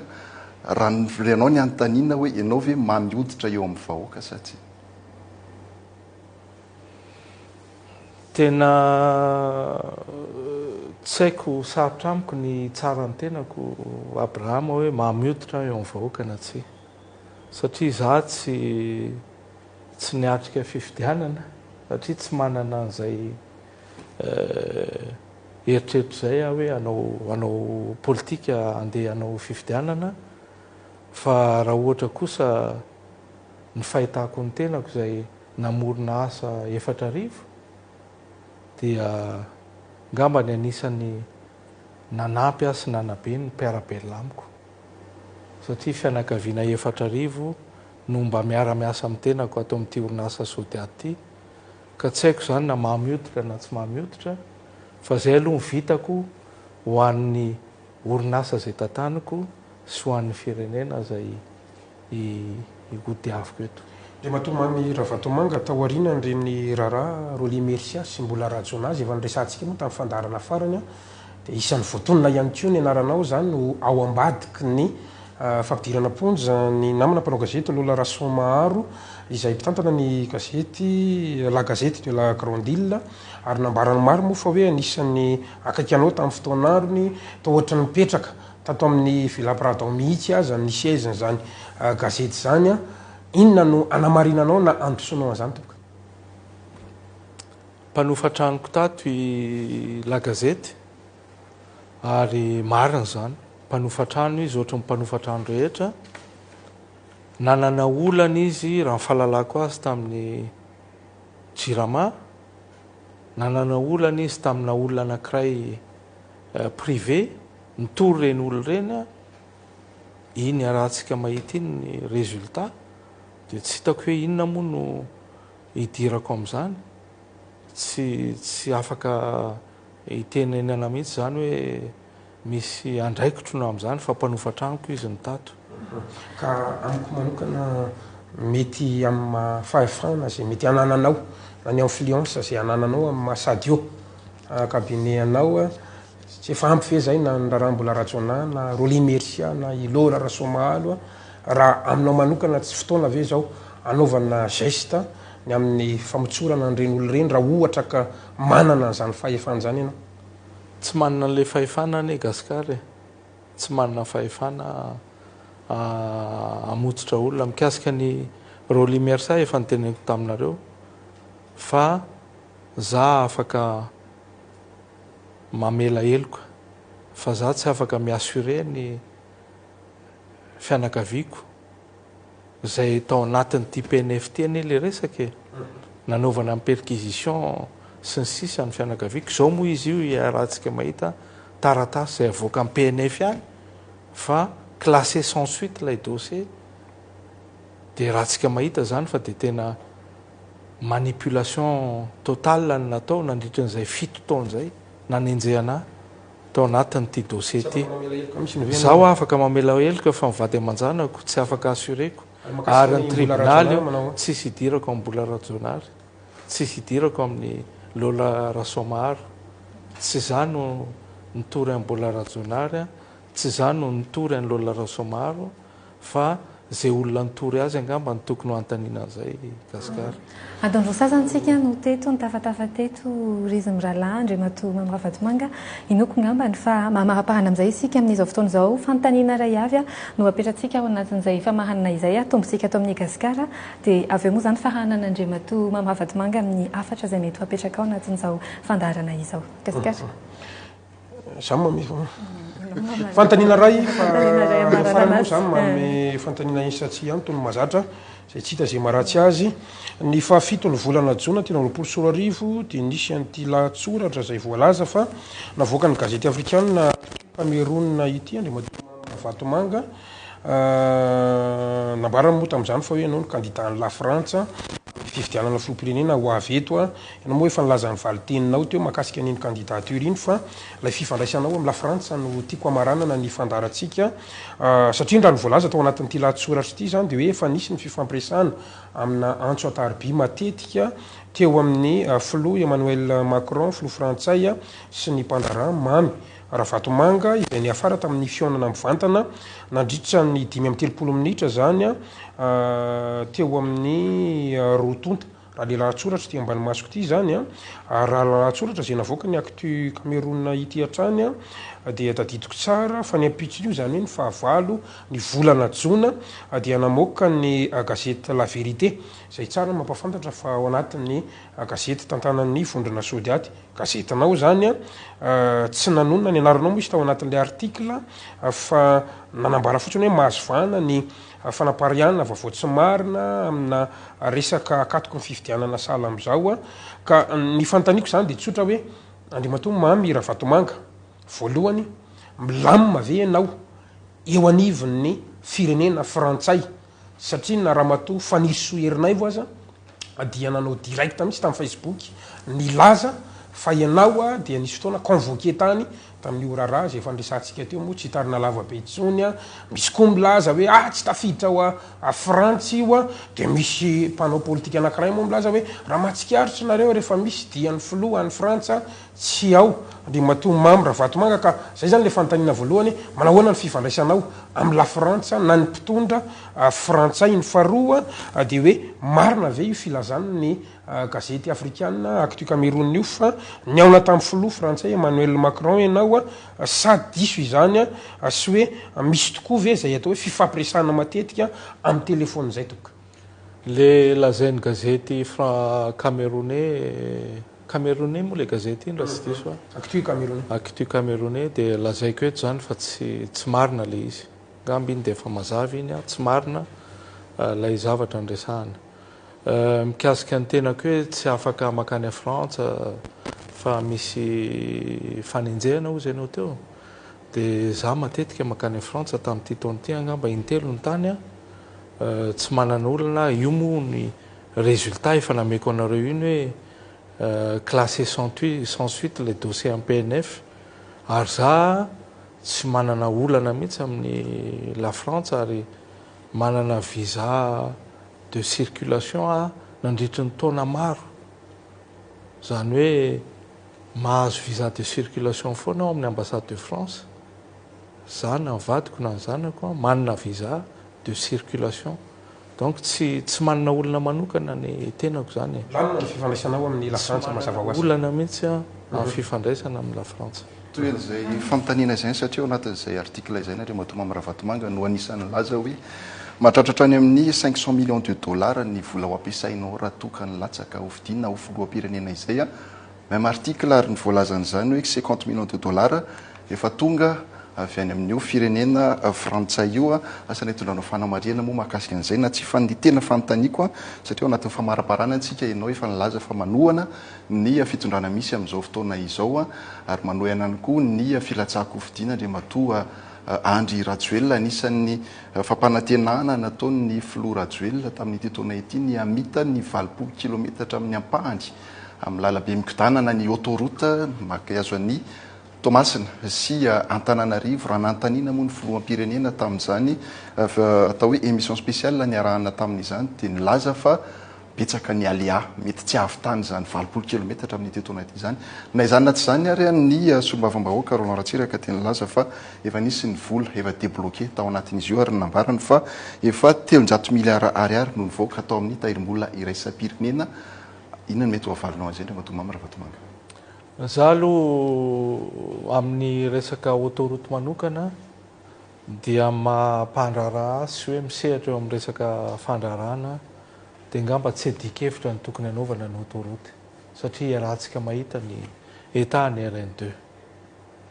ny fahavitany 80 km sy ny tsy fahavitany eo amin'ny lafy ny samy hafa efa nazavain'ny filoham-pirenena amiko ny zavatra tena important dia mifanombohan'ilay asa dia efa manomboka io ny asa dia ngamba ntsika kosa ny tokony hanosika zay avitan'le izy aingany fa manino ntsika no hitarika foana any amin'ny zavatra hoe irina amin'ny zavatra ratsy foana le firenena aleo misy ny sasany dia tena maniry mihitsy ny tsy avitany io autoroute io inona moa zany ny tiatsika atongavanao anatin'izay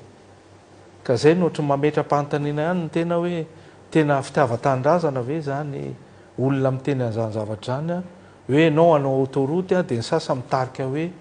ajanono io tsy tokony ho vita io autoroute io zany amiko tsy tokony toetsaina hipetraka akory na hoe teny apetraka fa tokony omena tosika ary ny filoham-pirenena ary za mampandraraha zay mandohetra ara-dalàna dia tena mangataka mihitsy ary tena tokony ho ataon'ny firenena fitondrana mihitsy ny avitana ny autoroute io satria mijaly ny mpampiasa ny RN2 mijaly ny mpampiasa ny RN2 ary zany tokony iarahana mitovy hevitra fa tsy andeha hitarika an'izay zavatra atao rehetrrehetra dia irina mihitsy hoe tsy ho tanteraka le izy mikasika an'le hoe vola 300 milliards eniko tokoa le 300 milliards iny dia ama mpandrarahantena moa za koa manana presse atao anivony groupe dia mba napaka renseignement ny mpiaramiasa amiko hoe andana hoe mba anontanio any amin'ny ministère ny travaux publics any sy ministère ny finance hoe teny efa nandoa vola marina ve 300 milliards marina ve le égyptianina reo satria raha tena marina zany a dia ohatry ny tena nahirana tokoa hoe ahoana ny 300 milliards ny voaray a nefa ny tsy dia mbola lasa lavitra loatra ilay lalina natao dia rehefa nilaka nanadiady ny ekipa tato amiko a dia lainga tsy misy na ariary ary na lota amin'ireo égyptianireo amin'izao tsika miteny izao tsy nisy na ariary ary zay ny renseignement azoko avany amin'ireo mpiaramiasa amiko atao amin'ny ivony fanaovan-gazety mety misy dia mety nisy sorabola tany hoany tao anatin'ny budget ny état malgasy hoe 300 milliards no mety ho sorabola homanina ho débloquena amin'ny autoroute io ao anatin'ny fotoana maro samihafa zany satria zany koa tsy possible hoe débloquena fotsiny amin'izao hoe eo ny misy pitsopitso ny famoahana volam-panjakana fa tsy hoe rehefa hoe tononona hoe avoainy zao dia mivoaka ho azy io misy pitsopitsony io ka zay aloha dia afaka amin'ny certifia satria ny olona nirahako tena nahita ny olona responsable mitatana an'izany ministère zany a natao amin'ny ministère ny travaux publics na ministère ny finance nylaza fa hoe tsy nisy amin'izao tsika miteny izao na raim-bilanja ary mivoaka tao Andriamantoa Mahavatimanga atao hoe misy dia tananao ny amin'ny fanomezana ny marché an'ireo égyptiana ireo indray no manome quota-ny aminao aiza hoe zany ny famarinan'izay resabe nandeha tao anatin'ny tambazotro zany teo eo nresabe ve moa avarianantsika misy foana tsara nresabe foana ihany ny manome fanazavana fa valiko ianao hoe tsisy diatanako a fa ohatran'ny olona rehetra manana relation satria mpandrarany tena za koa misehatra eo amin'ny lafiny BTP raha pitso izy raha anome marché a dia raisiko raha ohatra ka mifanaraka amin'ny prix izay atolotra amin'ny prix fa amin'izao aloha sady tsy miara-miasa amin'ireo égyptianireo tsy manao travaux de sous-traitance no mbola tsisy fifandraisana arakasa aloha hatramin'izao hoe amin'io asana autoroute io fa raha pitso raha micontacte ary zareo ka mitady sous-traitant na mitady asa zay eo amin'ny compétence zay ananako iza no anery ahy tsy ahafahako manao an'izany zany eo amin'ny sehatra mifandrarany raha mbaba fotsiny Andriamatoa PDG makasika ny madaray hoe amin'izao fotoana izao ohatrany ahoana ny position anao ao anatin'ity orinasy ity taoriana ny resaka maro samihafa ny mpamatsy vola iraisam-pireneny reny ary angataka précision kely aminao hoe androantsika amin'ny resaka io misaraka ve ny patrimoine ny madaray sy ny exploitation samy tambatra tompoko makasika amin'ny patrimoine manokana marina ve ny filazana fa ianao no mizere an'izay raha ohatra ka tsia izavinareo no associé ao anatin'ilay patrimoine hoan'ny tena ataontsika hoe mangarara marina raha sitraka tompoko ny madaray dia concessionnaire ny RNCFM taloha ny fanjakana zany zany hoe délégué ny fanjakana aminy ny gestion ny patrimoine ny exploitation ny chemin de fer Tana Tamatavy Tana Antsirabe Tana Ambatondrazaka gestion ny patrimoine sy gestion ny exploitation commerciale sy ny sisa amin'ny madaray zany no migéré tsy tompony madaray fa concessionnaire donc ny tompon'ny patrimoine madaray dia ny fanjakana irery any fa ny madaray kosa afaka mampanofa an'ireo patrimoine ireo zay ka misy be deabe any na tamin'ny fotoanany androko tsy mbola tao ara dia efa be deabe ny station service ny orinasa isan-karazany manofa amin'ny Madaray fa tsy manofa ny taniny Madaray na ny patrimoine Madaray zay izy ny concessionnaire ao anatin'le izy manofa fa tsy tompony fa tsy tompony amin'ireo sehatra rehetrarehetra amin'ireo sehatra rehetrarehetra eny ary tompolasy tokovavy eny ary izy miralasy Andriamatoa Mambravatomanga izay no entsika mamarana ny fandarana manokana amin'izao takariva izao adin-droa sasany mahery isika no tafatafa teto etsika marana anazy Andriamatoa Filoha Tale Général ny vondrona Sodiata Mambravatomanga inona no afatra entinao ary amin'izao takariva izao anatin'izao fandarana manokana izao ny afatra angamba dia hoe mitodika amin'ireo mpandraraha namana ny tenako tokony hipetraka amin'ny resaka fandrarana ny mpandraraha ary tokony fanometana ntsika indrindrandrindra tsika malagasy eo amin'ny sehatra ny fandrarana tokony hisy ny firaisan-kina fa ny tenanay izao dia anisany sahako milaza amin'izany hoe victime ny resaka diabolisation matetika ary somary malahelo ary ianao hoe mbola misy malagasy ray raha amin'ny tena ve eto amin'ity tany hipetrahantsika ity no dia tsisy mijoro miaro ny samy malagasy amin'ireny diabolisation atao amin'ny tena naina ny olona samy hafa ireny amin'ny mampandrarahantena fa rehefa ny vahiny hitanareo betsaka ny vahiny eto no miriry manao zay ataony aloha izy fa mametraka koa izy ho an'ny firenentsika za tsy sarotony mihitsy amin'ny vahiny zay mandraraha eto fa ny mampalahelo dia tsika malagasy ihany no mitarika atsika hidina ao le fiteny hoe ory avamanana ka za zany mitodika aminareo mpandraraha malagasy namana oka mba iova ny fijery iova ny fijery mba hifanometanana ny samy mpandraraha malagasy ary za koa eto mitodika amin'ny mpandraraha zay vo hisondrotra fa anao fitetezam-paritra atoato fitetezam-paritra zay ataoko dia hifampizaratraikefa amin'ny toerana misy ny tenako zao satria 3 taona nandrarana zany expérience lehibe zany ampanetretena ny ilazana zany expérience lehibe zany hifampizarako aminareo mpandraraha zay tanora reo mbola misondrotra na reo efa navita expérience koa tsy maninona fa ho ataoko zay fitetezam-paritra zay amin'ny fotoana mahamety azy ao ampandrenesiko amin'ny Facebook isy organisation apetraka ary hifampizara hifanampy amin'ireo mpandraraha malagasy namana hizara ny traikefa zay mba nomeny Andriamanitra anahy eto amin'ny toerana zay misy dia mitodika aminareo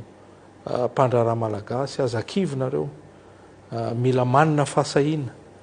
mila manina fanetretena mila manana